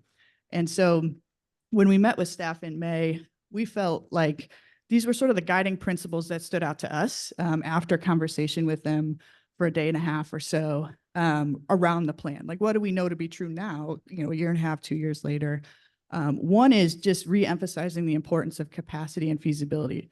Again, you all have a lot of big things going on. And so it's important that the plan reflects what you're truly focused on and that those things are feasible and meet sort of the timing horizons of the plan itself. So remember, we talked about 5-year plan generally. You have big buckets of things you want to go well in order to realize that vision over the next 5 years. When we talk about the initiatives, and we'll show it here in a minute, those kind of break it down into more of 1 to 3 year time horizons of things that you're going to focus on. And as you finish one initiative, it becomes operationalized. It goes to the bottom half of that iceberg, and you pick up the next thing that's prioritized on the list. But it's important that those are kind of reflected in kind of bite-sized pieces. There were a few, and we'll point them out as we go. There are a few adopted initiatives from the original plan that were pretty meaty. The asset management one and the real-time communication strategies, which we'll get to, are kind of two examples, right? Those initiatives in and of themselves may take all 5 years if you really think about all that goes into completing that. And so what we tried to do is break it down into more transparent kind of steps that are needed to meet some of those larger scale initiatives. Hello. Is this Taylor? Okay. We've also talked about the large scale projects that the organization has going on. Initiatives in the work planning, I like to refer to as kind of the rocks within the big buckets, but not all rocks are the same size and weight. And I would characterize your reservation system replacement as like a boulder. So, you know, you need to make sure that the organization has the capacity to really focus on, even though that it is one initiative in 15 of the plan, it's arguably one of the most important and requires the most capacity to execute correctly. So there has to be an appreciation for that, as well as the leadership transition. And I want to thank Mark Amundsen, who has been graciously patient with me. I'm an accountant by trade, not an engineer. And so he has brought me up to speed on all the things within the infrastructure and kind of asset management aspects of the operations of the organization, and made sure that the plan is reflective of really what he and his team are doing in his new role as COO. So all of those things, you know, take time and are part of the iterative process to make sure this reflects the reality of the day-to-day for the Steamship Authority. Okay, next slide. We've shown you this visual a lot, so I'm not going to spend a lot of time, except to just emphasize kind of where that baton handoff happens between the governing body and the staff themselves. It really exists kind of in that initiatives column. The governing body is going to give kind of the overall vision, direction that is needed for the organization, and they're going to tell you kind of the big buckets. And those two aspects of the framework that was adopted in 24, unchanged, very much still the focus of the overall strategic plan over the 5-year horizon that we talked about. The layers within that is where the transition begins to happen. And so initially there were initiatives developed that would guide kind of the implementation efforts. And we've taken that as a starting point. What we're going to do is walk you through what we know to be true today and how that has influenced kind of what we think the prioritized initiatives are moving forward into year 2 of the plan. And then from there is where it's really in the hands of staff. So you see tactics and to-dos. We'll often refer to that as work planning. That is taking, you know, a 1 to 2 year initiative and saying, all right, how do we build it into the mechanics of how we operate day to day? How do we make sure we're devoting time to these things to make progress in these areas? And that's really what staff has done with the help of LEO and kind of our project, our performance tracking tool. All right, so when we met in May, these are sort of the questions we offered up to each of the outcome area team leads. You know, what's operationalized, what's now sort of check mark complete, and let's celebrate success there. What's still ongoing? What was an initial initiative that continues to make progress and you're kind of getting closer to the finish line on? What might no longer be relevant given kind of context and environmental scan? And then what's emerged as a new priority? What else has happened in kind of either external or internal trends that have elevated its role or as a priority, as initiative of the organization? And we're going to use these terms a lot, so I wanted to make sure we're kind of all starting from the same position in terms of terminology. When we say operationalized, often an initiative is, again, kind of marginal incremental effort needed to do a new project or a new program or a new action that you're not already doing. When you finish that initiative, often it doesn't mean you're done. For example, safety quality management system, you're done with that program. It just means it's part of what you do day to day. And when we say operationalized, that's what we're referring to, that you've kind of gone through kind of that initial effort and got it to be part of the day-to-day bottom half of that iceberg in the organization. If it's active, it means it continues to be a focused, prioritized initiative that staff are dedicating resources, time, and work planning to achieving progress.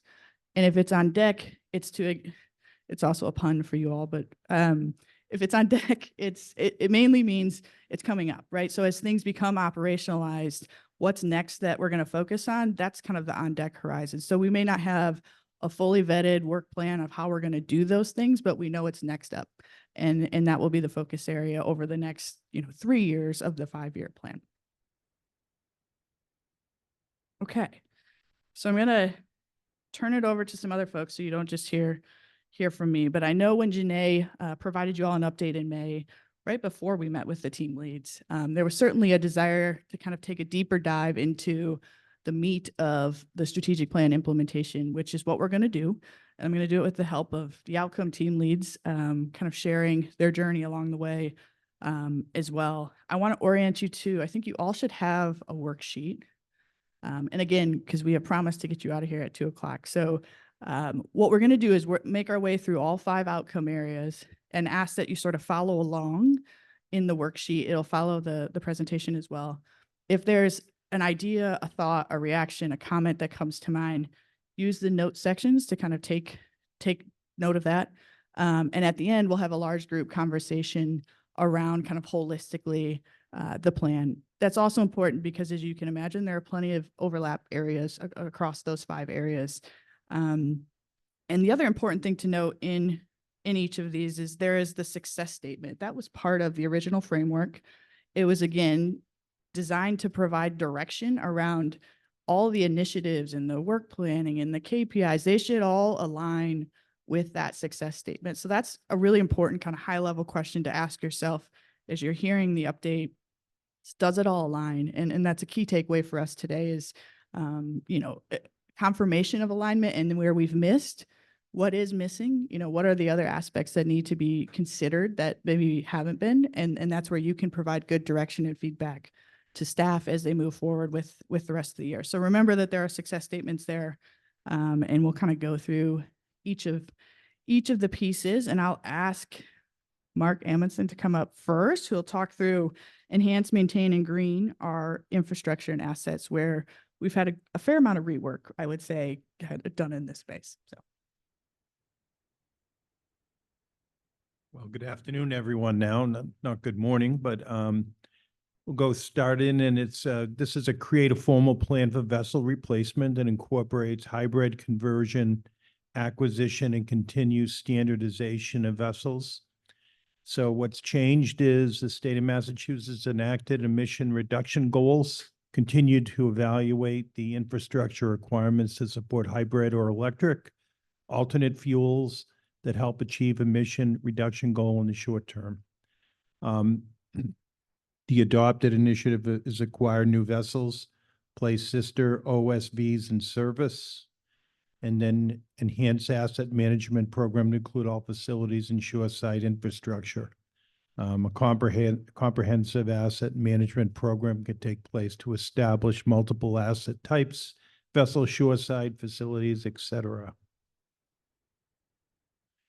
So to enhance, to further along, to better define the process to develop a strategy to achieve mass state emissions, reduction goals, and the status on that is active, 50%. Begin planning and design work for the next vessel acquisition, establish design criteria for new vessel acquisition that's active, and incorporate green principles for all the infrastructure, i.e. terminals and buses, and implement terminal upgrades in Nantucket and Vineyard Haven, and those are active.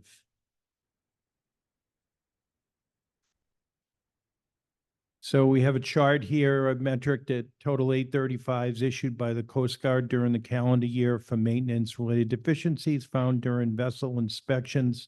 We've been using this for 5 years because you have to be able to measure where you are, and measurement is important. So we start off with you can see this is April 2025 to where we are right now, and this is a measurement of our annual maintenance deficiencies and how we track this. And this is where the target is, the measurement and the target. Next. Next would be implement safety quality management system. I'm gonna keep going, sorry. No, they're sick of hearing me. it may be helpful. I should have done a better job kind of setting up the orientation of the 3 slides-ish that you're going to see per outcome area. So what we wanted to do is give you the crosswalk. So we'll start with, well, what was originally adopted in this outcome area as an initiative? And then the second column kind of says, well, what do we know to be true today? What's changed, if anything, that may have influenced some rework in this space? The second slide will kind of walk you through the thought process of what that rework looked like and the resulting kind of new initiative. Often that new initiative, if there is one, or if it was revised, many stayed in place, kind of fit those guiding principles. You know, is it feasible? Do we have capacity? Is it a bite-sized piece, or is it a lot of different things that we really need to break down? And does it integrate with some of the other large-scale projects like the reservation system and or some of the leadership transition steps? So they typically kind of coincide with the principles that we talked about. And then we share kind of the KPI metrics developed within each of these outcome areas. For Mark in particular, this was an outcome area where we did not have a KPI kind of through the first year. And so with Mark's help and his team's help, we've kind of identified at least one initially that makes a lot of sense to sort of track and keep a pulse on the overall success of the infrastructure and assets outcome area around the maintenance deficiency reporting, and know that when we set targets, you know, part of the reason the KPI process takes a little more time as you move into implementation is you really need to understand the baseline. So for a lot of these, if it wasn't a metric that was actively being tracked, like some of the operating expenditure and revenue metrics that you all see monthly in your board packet, we had to kind of go back and comb through the data and say, okay, well, what's been the history and the trend, and then develop a target that's a little more aggressive or a little more, you know, harder to reach, but uses that historical data as a guide. And so the 835s was a good example of that. Paul gave us, I think it's 3 years worth, and we looked at a 3-year average, which was 42, 43 a year. And so we made it a stretch goal of 40, and we'll kind of track it cumulatively over a calendar year. So apologize, a little more context there. All right, I think we have Allison and Paul for the next one.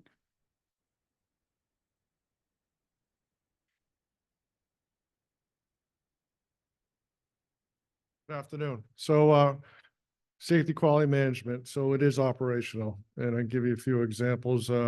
We have startup checklists, shutdown checklists. We use it for training. We have standing orders. It's going well. It's a huge learning tool for all our vessel employees. Dance with Paul while we're at it. So also we're updating the website to improve the scheduling experience and access to information. This is something we're planning on launching in Q4 of 2026 with the new reservation system. We have the website structure for the most part completed, and we're going to be using a white page label. Oh, I knew I was going to do that. I almost said something else. So we're going to be using the white label to mesh the two together and hopefully have a much happier, easier user experience. Can you talk? Paul, on the SQMS, how do you know that people are actually using that in their day-to-day jobs? Because we have checklists now.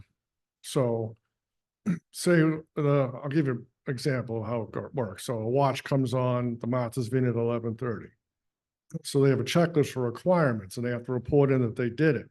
So they go and check the life rafts, life savings, fire stations, and they report to the captain, the C-10s were done.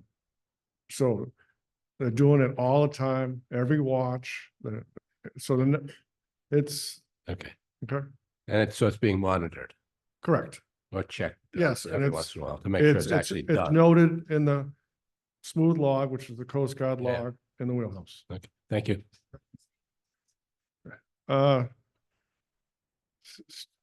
Vessel standardization. So it is active right now. We're waiting for the third vessel. Give you an example how it's working. So the Barnstable obviously was here first, so we can take the crews that work on the Barnstable and automatically switch them to the Aquina without any recency training, any basic training, because it's the same vessel. As far as the engineering part of it, as I've learned, if we do have an issue on the Barnstable and that same issue comes up on the Aquina, they know what to do when they troubleshoot. Well, they say, oh, that happened over here, and they can fix it within a turnaround, and it's working out great.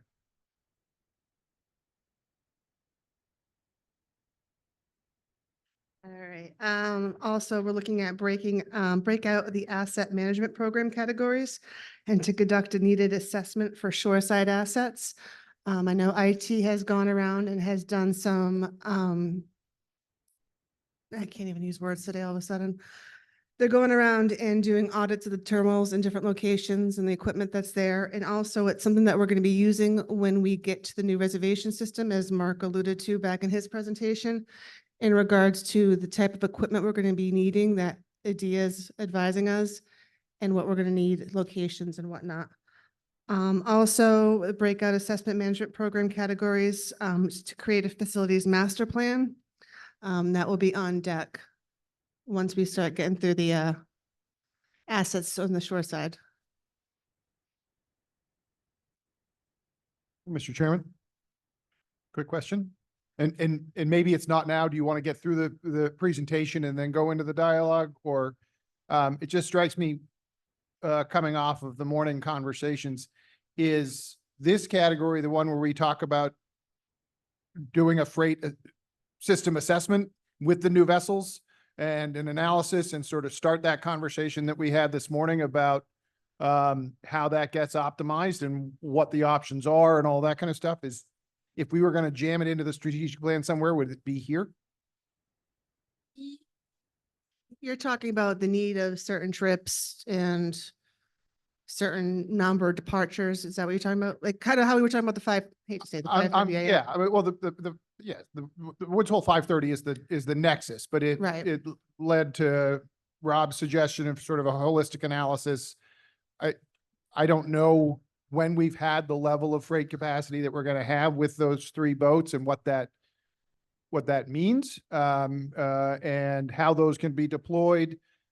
We did get that inquiry from Robert B. Hour about the recyclables from Nantucket. One of the big questions that I've had from the beginning is, what is that gap, right? What is the quote market failure that's proposing to fill, and could that be filled once we have three freight vessels? Is it a thing or not a thing before we go too far down the road on that issue? And since we're doing this strategic plan, it seemed like a reasonable time for us to do that. I would say it would involve a analysis. reliable service. So I would agree with you on that.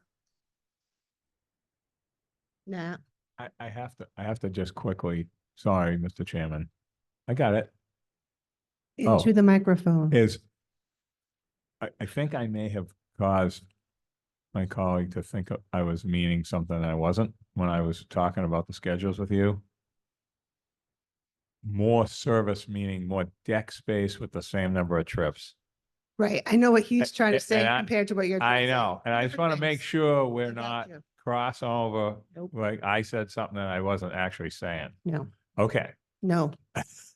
Just I'm not gonna lie. I didn't listen to you at first. I was listening to Gordon, so. we're Yeah, good. no problem.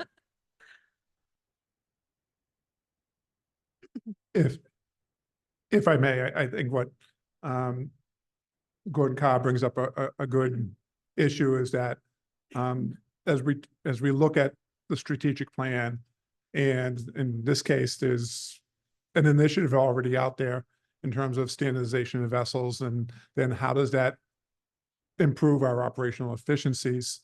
I think that would dovetail nicely with looking at, we've been getting a number of one-offs on these services, and whether we should be looking more, at a higher level, or this 10,000-foot level, as to what's our capacity, and then is there actually a need to supplement that with other services? With the new reservation system and us going to a more linear feet model, I think that's going to help us optimize our freight deck and usage space as well. So it's an excellent point too. Yeah, the reservation system could change that dynamic Hugely, yeah. quite a bit as well. So, Yep. you know, understanding how all that stuff meshes and what our actual world looks like then, I think will be important. Absolutely.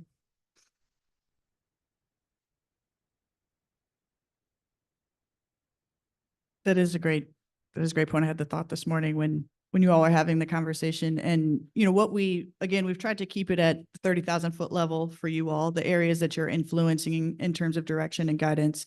Know that for all of those initiatives that you see, there's a backbone of a work plan of tactics and to-dos and, you know, assignments and accountability and timelines. And so I think it's a great point to kind of revisit the work plan around that initiative and integrate some of the feedback we've heard today regarding that. Yeah. And then as far as the KPI, this looks very familiar to you all, a pretty standard industry metric that you see in your world. And we've continued to kind of report that monthly as part of the process. Okay. Next we have Janice, I think, and invest in our employees.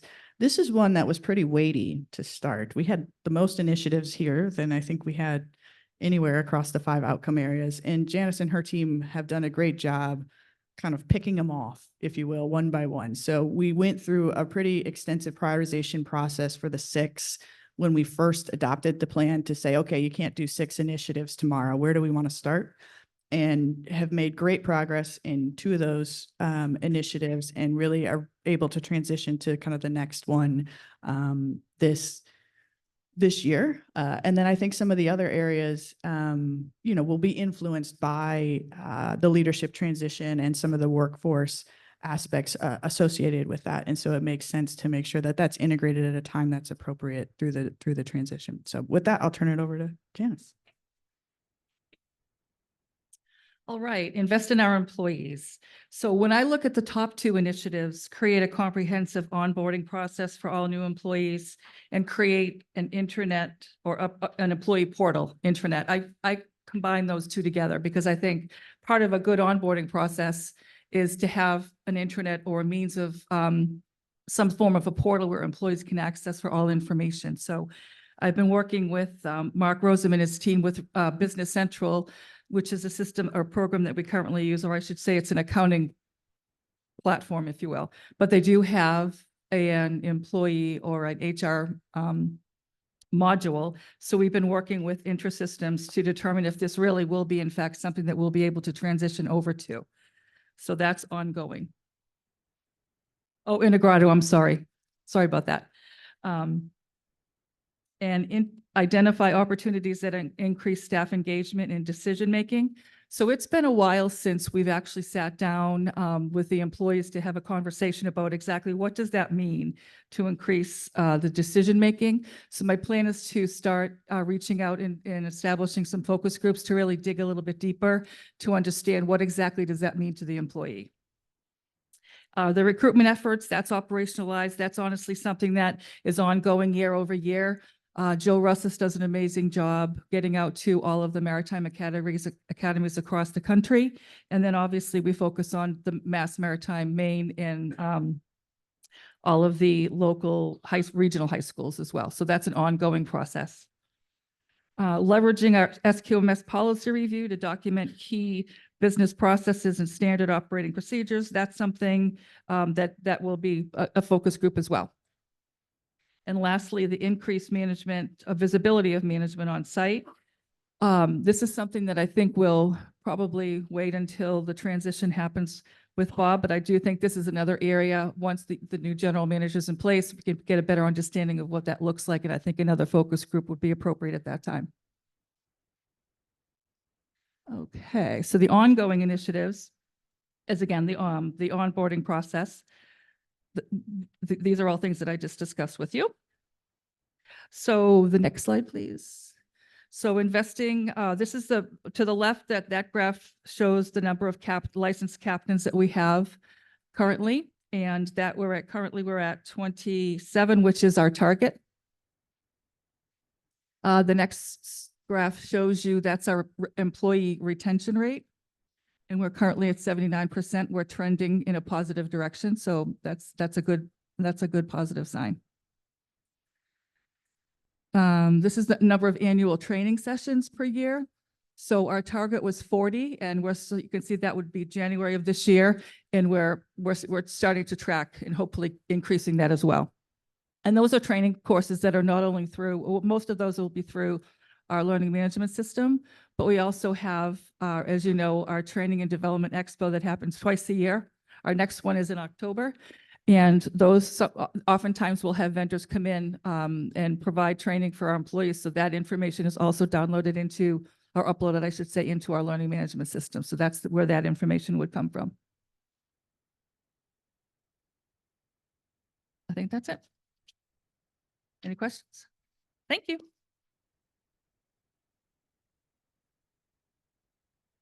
I did want to note the one initiative for identify opportunities to increase staff engagement, decision-making, which is a focus kind of going into this year. Also a great opportunity in the work plan to sprinkle in some of the change management conversation that you all were having earlier around the reservation system. I think that will be a great opportunity to engage the workforce in a pretty big initiative and kind of pilot what that engagement looks like. All right, we got two left, so you're hanging in there. Thank you. Next, we have engage with our communities, and we have both Stephen and Sean to talk about this. Kind of a two-part outcome area. Should look familiar. This is where the boulder exists. So whoever would like to go first. Stephen, you going first? Okay.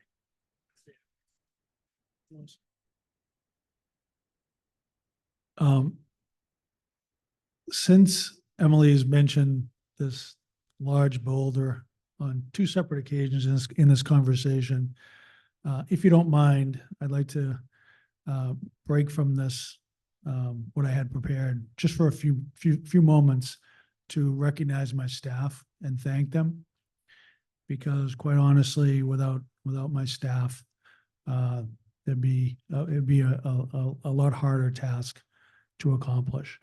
With that being said, I'm quite grateful that they tolerate and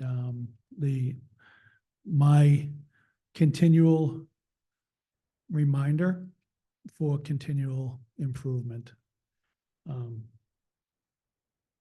I realize that doing something outside your comfort zone is never easy, but it is required for growth. So I want to thank them. So having said that, if I may interrupt, note that Mr. Egan has left the Zoom at this point, so we do not have a quorum of the Port Council at this point, but there is no votes being taken place, so I think we can continue with that.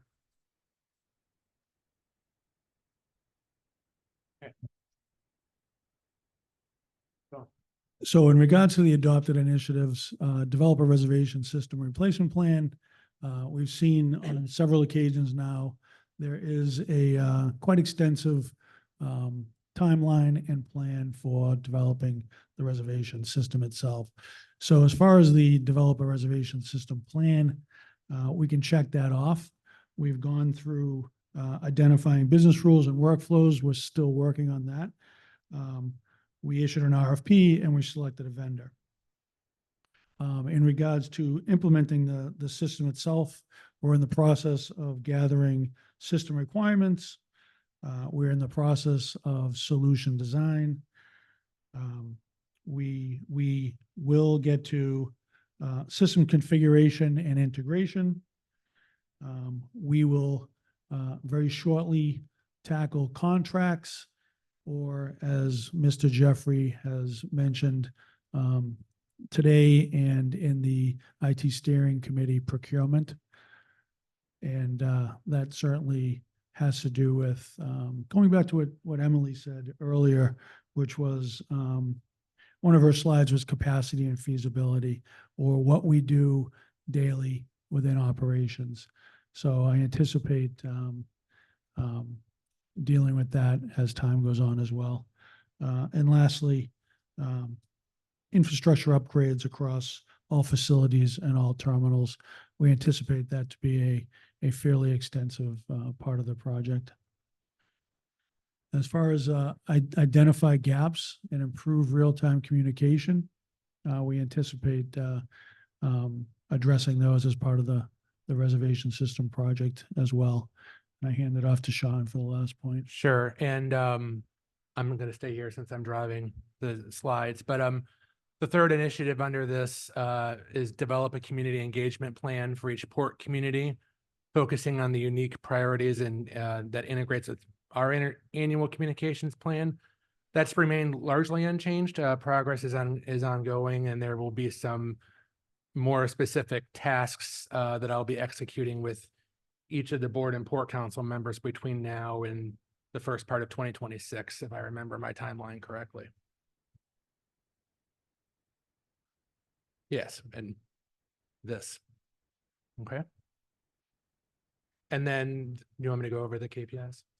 Okay, just briefly, the two KPIs under this are in my corner. So tracking the total number of social media followers in aggregate, you can see that we've done very well in that regard, and I've continued to up our goal because we've exceeded it. This is, I think, the third increase, and we're almost at the 40,000 mark.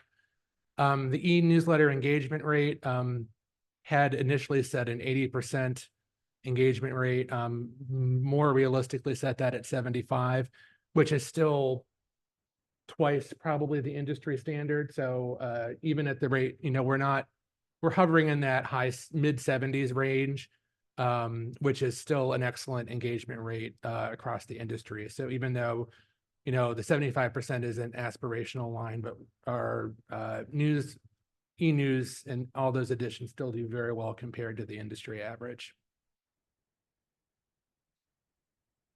All right. Thank you, Sean. And within the work plan for the reservation system, we tried to take what Mark and Stephen shared with you earlier, that higher level view, and kind of integrate that into the work planning for strategic plan, knowing that there is a lot of detail that kind of fits and nestles underneath of that, but I'm certainly aligned with the overall kind of outcome area and vision for the organization. So last but not least is Mr. Rosem, who is our token overachiever and goes quickly, which is a good one to end on. So he'll walk you through financial sustainability. Thank you. Establish a multi-year financial forecast incorporating long-term capital plan for the impact of the operative budget. That's a continuous process we had in place before. Keep in mind, we have 3 monumental projects going on right now. We have the 3 new vessels, the Woods Hole Terminal, plus the new reservation system. So we've had, as Nat said, we're almost got to reset with this reservation system of, defining where we are. And then these items that we talked about before are going to be drivers of where we're going in the future. So knowing what we need to accomplish these other goals that we mentioned before are going to drive that adoptive initiative. We've been working with the department heads on the operating budget and the capital budget of reintroducing, looking out not just this year, what do you need for 2 years, 3 years, 5 years, because that also drives the next 2 items that we have. So that's something we're currently working on during our budget process, and we're looking for continuous improvement for that. Identify technology investments that create efficiencies. Some of the minor things that we're doing right now, we have optical character recognition, which sounds pretty boring, but that's what it does is it takes a PDF, scans it, and inputs it into your purchase order and stops someone from manually having to bring that over. We're automating our accounts receivable system as far as statements and payments going, but also waiting to see what a DIA has that maybe is a better option than doing it through the accounting system, maybe go through the reservation platform. We're looking at tools. We have the full Microsoft suite at our disposal, using a Power BI, using a Power Automate. So when Paul mentioned the SQMS and we're getting these items that are reported, to automatically put this in a visual graph so someone doesn't have to take that data, manipulate it, put it in another useful form. So if we can automatically streamline those processes, remove those manual elements with Power BI, Power Automate AI, it'll give a lot more time for people to make decisions rather than compiling the data. So that's something we're working on. The new reservation system, as Allison mentioned, with the traffic, if we can, not everyone is an analytical thinker, some people are visual, depending on different ways they think, but if we can get that real-time data to these people quicker to make decisions, as Nat pointed out earlier, about the 2 trips in the morning, 2 trips at night, notification, say, hey, look, you're at 90% capacity. You may need to add more capacity in the system, looking at those things to make improvements here. But our big focus now is going to be on the reservation system because we do have limited resources. Where originally we're looking at the adoption of the Microsoft Suite, but it's going to be more focused on integrating with Microsoft Suite, but really on the reservation system for the next 12 to 18 months. Seek grant funds to support asset acquisition. Again, this project, what we talked about, these are going to drive where we're going for grants. I know our, back in December of 2023, we hired our first grants administrator, Caroline Muldoon, which has been a great asset to the organization. So tying it into this topic is that she's working with Janice on getting grants for employee training, which helps the employee engagement and improves that. She's recently worked with MassDOT where we're able to capture 1.2 million in almost 1.2 million in lapsing funds in the Fairhaven region to use to buy scissor lifts, booms, and things of that nature. We do apply for the hybrid. We did apply for a no-load grant for the hybrid vessel. We weren't successful. We applied it. That ties into the capital assets that Mark was talking about. The buses, we applied for no-load buses.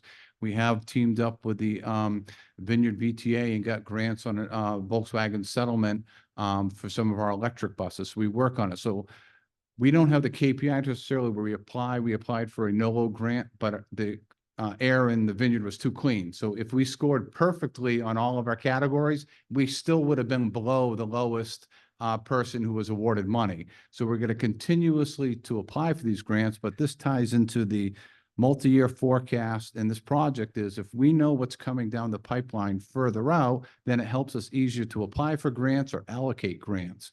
Because the grant part, one part is to apply for, and as Gordon who deals with a lot of grants, managing the grants is armful. And making sure you have the proper procurement, the proper documentation. You need permitting. You have to put it on the transportation improvement plan. So if someone can't come to me and say, hey, look, I have this project that needs grant money. There's a runway to get this going. And the sooner we know, the better we can coordinate these efforts and get a better product. So that's where we are as far as this go. Even though it says it's operationalized and the next slide says it's complete, it's never going to be complete because we're always going to be continuous to do this. And then some of the technology improvements, but it's also process involved in the technology or leveraging both. So for instance, using our new accounting system, we're able to get a March date in our audit this year, where we're able to reduce the audit requests from over 400 down to 200 by improving our process, but also using the system to improve the process. So we're leveraging all of these things across the organization. And one of the items that we discussed to focus on in the next employee development fair is getting people more involved with technology. As we adopt this new reservation system, there's going to be a lot of tables being used, a lot of different ways of grabbing data out. How do we automate that process for everyone to get the data instead of relying on certain people to give them that data set? So making sure our employees have the right skill sets as things change, and they're changing rapidly, to make improvements. Yep. And then every month we, we do identify in our KPIs, how we compare against budget. So, but I hit both of these on one slide. So any questions? Thank you. All right, we threw a lot at you there. So thank you for kind of letting everyone get through the full work plan. And again, thank you for the team to join us. So it wasn't just us talking. We've enjoyed continuing to work with them on an ongoing basis as they get kind of more comfortable with this process and working through the implementation. I hope what you heard is that the overall plan has a lot of tentacles that overlap among the 5 outcome areas. And I hope you also saw kind of the visibility of what is sort of the context of the organization right now and the focus areas really kind of coming out in the plan in alignment with the overall kind of priorities and vision and the work that's happening, monthly, daily, et cetera, that you all see in your monthly meetings. So with that, we'd like to kind of get your thoughts, reactions, questions. I think our objective, as we stated, is to kind of walk you through where we think we are today. We talked about a few initiatives that were retooled, given kind of those guiding principles, and really know that you all feel like this is the right direction moving forward. So staff have kind of the confidence to keep making progress in each of these areas. Okay, thank you for that. I'll make a comment and then I have a question. My comment is, much of the stuff that we're doing with this plan, which when we met very first to discuss a strategic plan, I said our strategic plan should be fairly simple. It's run the boats on time, keep them running on time, have people that want to work here, and run the boats on time. And that seemed to be a pretty good strategy for me. But the things we have in here are important. It's too bad Mr. DeWicki isn't here to hear the engagement with communities, as well as the outreach and the communication as well, which is then the invest in people, which is stuff that we're talking about. But given all of the things that we're doing here, what do you think we aren't doing properly?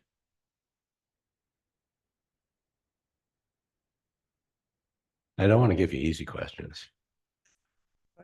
Seriously, are there areas that we should be focused on more and others that we should be focused on less? Should we reset what we're doing? Or are there approaches we're taking that, based on your experience, aren't productive? No, I think the overall approach is productive. I do think it is an iterative process, which can feel frustrating because when you adopt it, it's not static, right? And so you don't get this perfect, I get to see it go from 0 to 100 over 5 years. It evolves, it changes. So I think what I would keep doing is instances like this, right? I came from an organization that sort of got lax on the strategic planning front. And without that roadmap and guidance, staff feel disoriented. It leads to burnout. It leads to not knowing the focus areas of the workload. I think this plan, really reflects the focus areas in the workload that this organization is facing. One of the things that, can be difficult to do, but we talked about the sizes of the rocks. I think there may still be, we tried to do a good job of what's on deck, but even some of the active initiatives may not move forward at a progress rate that you would prefer to see because of large scale projects like the reservation system. I think a challenge, and this is unique in any organization, is the buy-in. So I think it is a constant struggle to kind of push it down within the organization.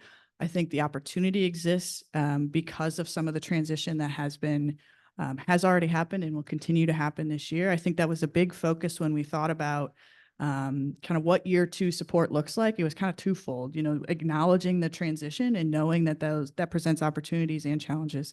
And second, making sure that we were engaging interpersonally, the governing bodies and the staff, and rowing in the same direction at least twice a year, so that it didn't kind of run off the rails from the vision that was put in place in 2023, 2024. So if there's an area that, I want to say, an opportunity for improvement, it's already happening, but I would continue to find ways, particularly with LEO and the tool we have to kind of push down the work planning that's happening across each of these initiatives, to make sure it kind of nestles itself deeper and deeper into the organization. I think that's a sentiment you all heard, or you all mentioned earlier today too. Just the change management aspect of this is enormous. So however we can help kind of support that work, that may be an area of focus that makes sense.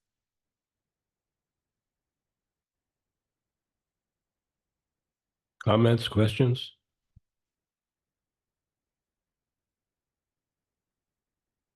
Mr. Lowell? This is a complicated, you can get into 100 different conversations. And you see what you just sat through our meeting. Yep. I mean, I'm getting visions of 97, 98, are all coming back to me because of the conversations that we're having about the same stuff from a long time ago. And really, that's what the steamship is about. It's about sort of redundancy, doing the same thing all the time, trying to improve the same thing all the time, trying to make the experience better. But it is a creature of habit, and it kind of happens by itself. And there's a lot of good the steamship does every day that no one knows about. And that's my biggest issue as far as the general public. It's just nobody hears anything good because that doesn't get reported, or unless someone sends a letter or something like that. So I appreciate what you're doing. I know it's been a while since we've met, and appreciate you working with staff and trying to integrate what this originally started with what we're already doing. Yeah. So, thanks. Just erased all my emails. Anyone else? Bob? You're on. Yeah, so, I think speaking, the team that, has worked well with, Renee and, Emily and, Janae, on this, but again, as was pointed out earlier, this is in addition to everyone else's day-to-day, responsibilities. So, I think it's been very helpful to have, Raptilis, Emily and Janae to be able to, you know, have us be able to take that pause every now and then to sit down and look at these initiatives and refocus our energies on them, as we move forward. And, you know, whether, you know, what's going to be determining the success or failure of these, things, needs to be constantly looked at. So, again, that's the staff, in general, appreciation. And it goes, you know, Paul's pointing out about the, health, safety, and quality. It takes the adoption of the crews and the terminal people and the bus and the maintenance, to make that a success. And so, you know, it's an ongoing, thing. And just like the strategic plan, it's a living document, and we need to, you know, be improving it. You're all. Yeah, yeah.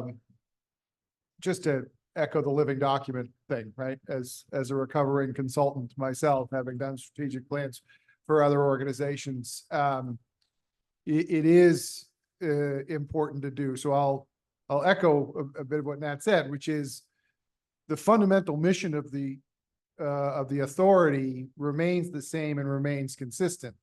All kinds of stuff in the orbit changes, and that's what the strategic plan is designed to try to help address. I mean, just the employment environment has changed, you know, in the last, you know, 5 or 6 or 7 years, and employee recruitment and retention and the pipeline into this industry is changing and all that kind of thing. And I think a lot of the elements that have been implemented already by the authority on that front are going to pay a lot of long-term dividends, and really understanding that, for example. And then community engagement. I completely agree that it is, you know, good news has no oxygen in the room, right? And there is so much that goes on. And at 18 months in my port council, the complexities are only increasing as far as my understanding goes of this organization, right? But people just know the boat's there or it's not there, to Jim's point, when they get to the dock, right? And that is when we get graded, unfortunately, right? So that's why, you know, a broader community engagement and understanding about what this organization is and does, I think, will be a really helpful addition going forward. Anyway, I will stop there. I think, you know, it's a worthwhile exercise. It's a lot of work. I know it's on top of everything else that everybody does on a daily basis, but hopefully the staff sees that there are dividends to that participation too. Yeah, that's a great point. I hope today, if nothing else, where you saw the little shield for operationalized or progress in the 60, 70, 80% within the first year and a half, you know, that's worth celebrating. There's a lot going on. The staff this is not their day-to-day. This is sort of continuing to make incremental improvements towards the priorities of the organization. So kudos to them. And I think Nat and Gordon kind of walked us literally right into the second half of our workshop. So I'm going to have Janae come up, and we want to talk with you all a little bit more about communication strategies. So similar approach to the initiatives. In May, when we met with staff, we gathered their feedback on sort of how we approached reporting out progress of the strategic plan and really just engagement overall, and have some takeaways. And Janae is going to kind of share what we think might be a good path forward. So.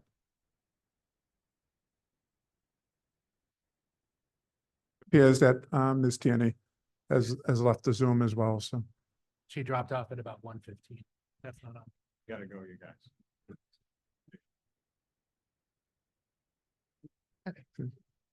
So as Emily mentioned, we want to take a little bit of time for the rest of the afternoon to talk about the communication strategies. Really reflecting on the communication that we used in year one and plan for year two. And this is separate from sort of what Sean may be talking to you about later with like engagement with the communities. This is more of how we're communicating the plan and the progress that's been made and those accomplishments and those wins. So we want to talk a little bit about what went well, how to best share that progress and achievements. There's an understanding you have a various number of stakeholders. We did a lot of engagement early on with them in the development of the plan, really talking about those big bucket items that are going to be areas of focus for the next 5 years. And so it's also important then over time to share that information and updates on the things that they had an opportunity to engage with in the beginning. You can go to the next slide. So as you know, we used LEO as our tool during this first year for communicating the plan. A lot of our focus was really making sure that staff was comfortable with the work plan. We developed the work plan down each level in those layers, and then making sure that they were comfortable using this tool. This is an iterative process. This is the first time that the organization has created a strategic plan and implemented that. So there's been baby steps along the way, and really putting a big focus this first year and kind of testing out the waters, seeing how we're going to incorporate this and integrate it with updating you. We used a quarterly reporting process this first year. As you know, you would get the dense sort of LEO reports in your packets. They were available with a summary memo as well. And that was really the only way that it was accessible, was in those quarterly meetings. We want to make sure moving forward that it's something that still kind of reflects the needs of the organization, what you need as governing bodies, what the public needs and what the staff needs as far as information to know and what needs to be shared with those various groups. Next slide. So we discussed this a little bit when we met with staff in May as we were revising the initiatives, and we talked about a couple opportunities to enhance that communication moving forward.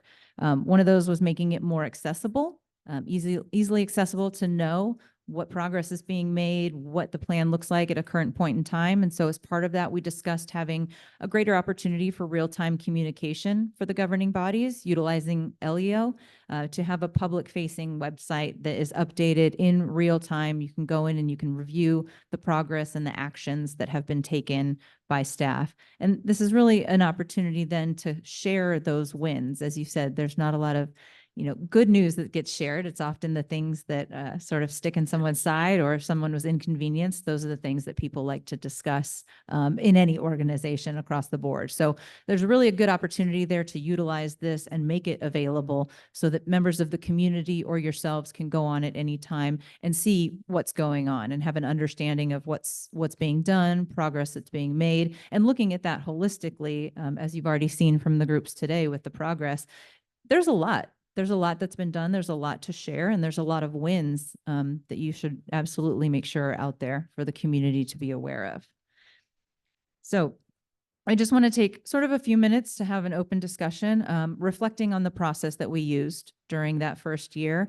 What do you think perhaps went well? Were there any challenges that you experienced? Are there questions that you're receiving from constituents or members of the community, big concerns that are being brought up? And what is it that you feel like is going to be most successful and that you need as far as communication moving forward? If that is the same type of reporting from LEO in quarterly packets, in addition to the real-time availability of a website, any comments or questions or thoughts you all have, Emily and I would love to hear those today so that we can start to frame out what that's going to look like as we continue to move forward to make sure we're getting you the information that you need from staff and from implementation of the plan, and obviously for members of the community as well, which I know is very important to a number of you who have already mentioned that today.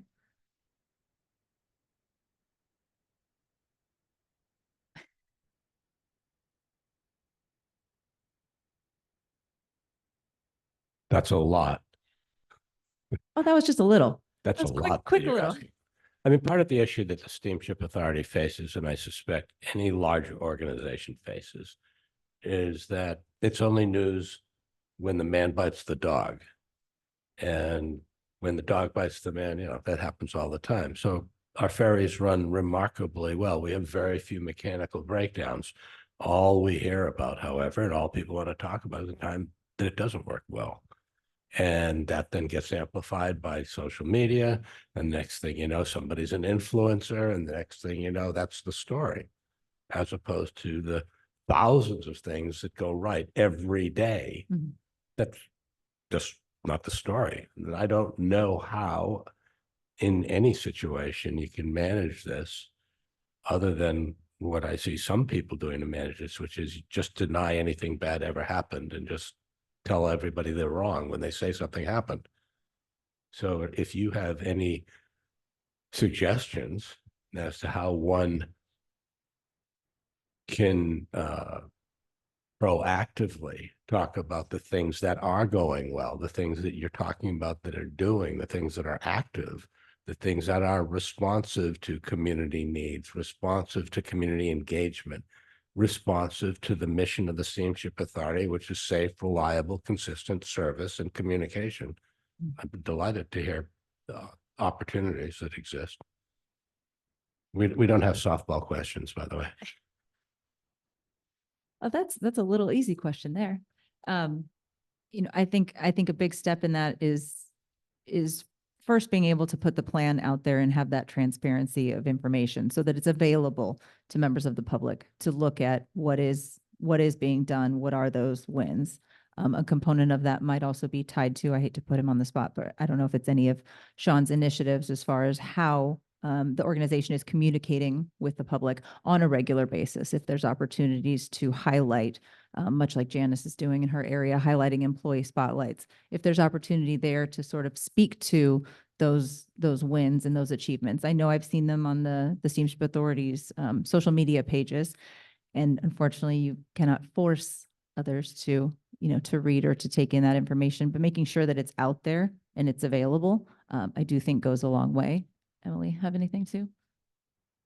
So one of the things I think I heard Mr. Melkin that might be of interest, and maybe this is helpful for context setting. So, there's a kind of a public URL link that we can use to show the dashboard of the plan. Sean and I and Janae have kind of talked about building. It's really important to have the context setting. So a web page that reminds folks, here is the plan. This has been the journey, kind of setting the stage before they click a link and then interpret what they want from the data or the progress. And we'll kind of work, I think, to achieve that. But one of the things I think I heard you say is the importance of KPIs that emphasize that consistency and reliability. I think maybe one of the things we haven't articulated well enough is there are targets for each of these KPIs. And I'm thinking of your financial sustainability, your provide safe, reliable, cancel trips, the 835s.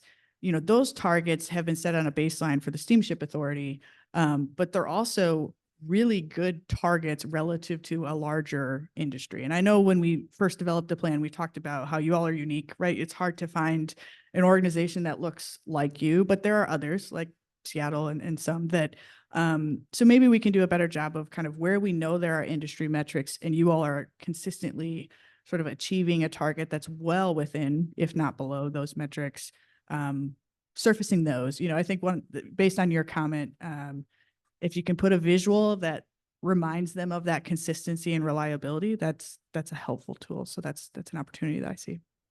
Thank you. Anybody? No. I've been just, going over in my mind everything we're saying and things like that. And I'm looking at, my career, if you want to call it that basically, I'm unemployable. I've worked for people before, but it doesn't last long. But I think that the secret of any organization is the leadership of the organization. You can have a team, whether it's HR or anything else, and you develop, that team leader is going to bring the rest of them into conformity. Not everybody wants to sit down in a room like this and talk about culture. It drives me nuts. I don't know what the culture is. But I do know that a leader is a leader, and they're not, if they have to push a chain they're not gonna be very good. They've got to be able to drag that chain. And for the whole Steamship Authority and the basic boards that we have, to me, if you get a good team and good team leaders, you're gonna have a good organization, no question. And that doesn't belittle anybody, because each person that is a member of that team has, benefits and things like that, and they will add to it. But it's very important to have, team leadership. And the leadership, as I say, I hate the term of culture and all the things that I read when we're talking about strategic plans. You're talking above my head. I couldn't even put a definition for them. But I do think that I think the steamship is going the right direction right now. And I think we have some good, capable people. We had to replace just about everybody when Bob came aboard. He came aboard and there was only, 2 people that had been a prior member. The rest of them are all aged out and retired, like I'm about to do. And, it's a matter of developing that. And sometimes it's competition, who knows what it is. But I think we're heading the right directions. And I would certainly, concentrate on these team leaders and help them develop, their skills, and into success. So that's about it.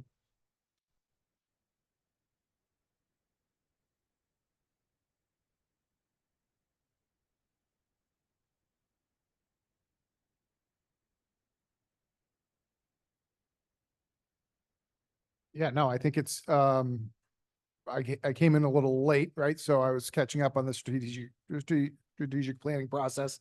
But I think the communications have been great. I'll be honest, in New Bedford, we don't hear a lot about the Steamship Authority or the operations the way all of you do, right? So that's less of an issue in our port, at least today, although that could increase. I'm a believer in the process, right? Going, and so I'm glad to see that the authority is undertaking it.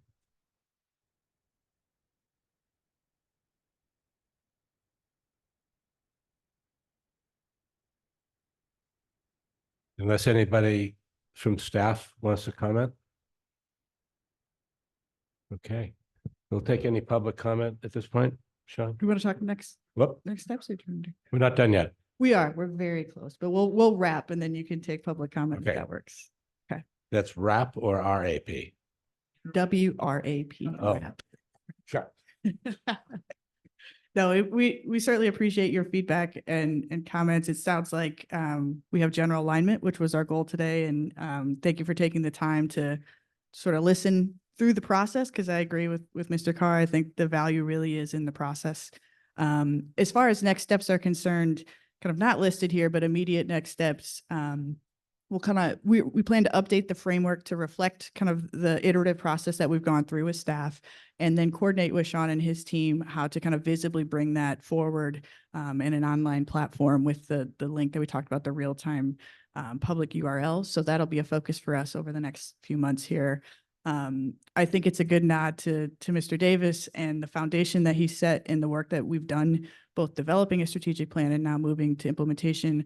I don't think any of us want to go backwards. And so as we approach the fall and the transition for the general manager, we stand here ready to kind of help coach and onboard and bring the new leadership up to date on all the good work that's happening in the organization and make sure we sort of don't lose our footing in that space. We'll plan to also be with staff in the fall again to kind of check in on progress, see if anything's changed. We have a little bit of work to do, I would say, in the KPI front. We have some really good starting KPIs. I think we are at a point, particularly Mark Rosen, Mark Amundsen, and with the reservation system, there's interconnectedness in some of that data. And so we want to start thinking about some other metrics that may be of use to begin tracking and sort of know the gaps assessment and how we move forward in that space. And we'll do that in the fall. And then our hope is to reconvene with you all again early first quarter of 26 and share kind of how we've progressed through the year and have the same type of dialogue to see if we need to course correct in any particular way. So. Great, thank you. Thank you very much. Now can we take public comment? John, take any public comment, please? Sure. If anyone has any public comment from Zoom, you can hit the raise your hand icon. And I see none. So motion to adjourn. That's it. Okay, well, I'd like to thank everybody for attending and participating. And at this point, I'd take a motion to adjourn from the Port Council. Oh, we don't have a quorum, so that doesn't matter. Voluntarily made, okay. And from the board. Voting with their feet, as they. Thank you. And from the board?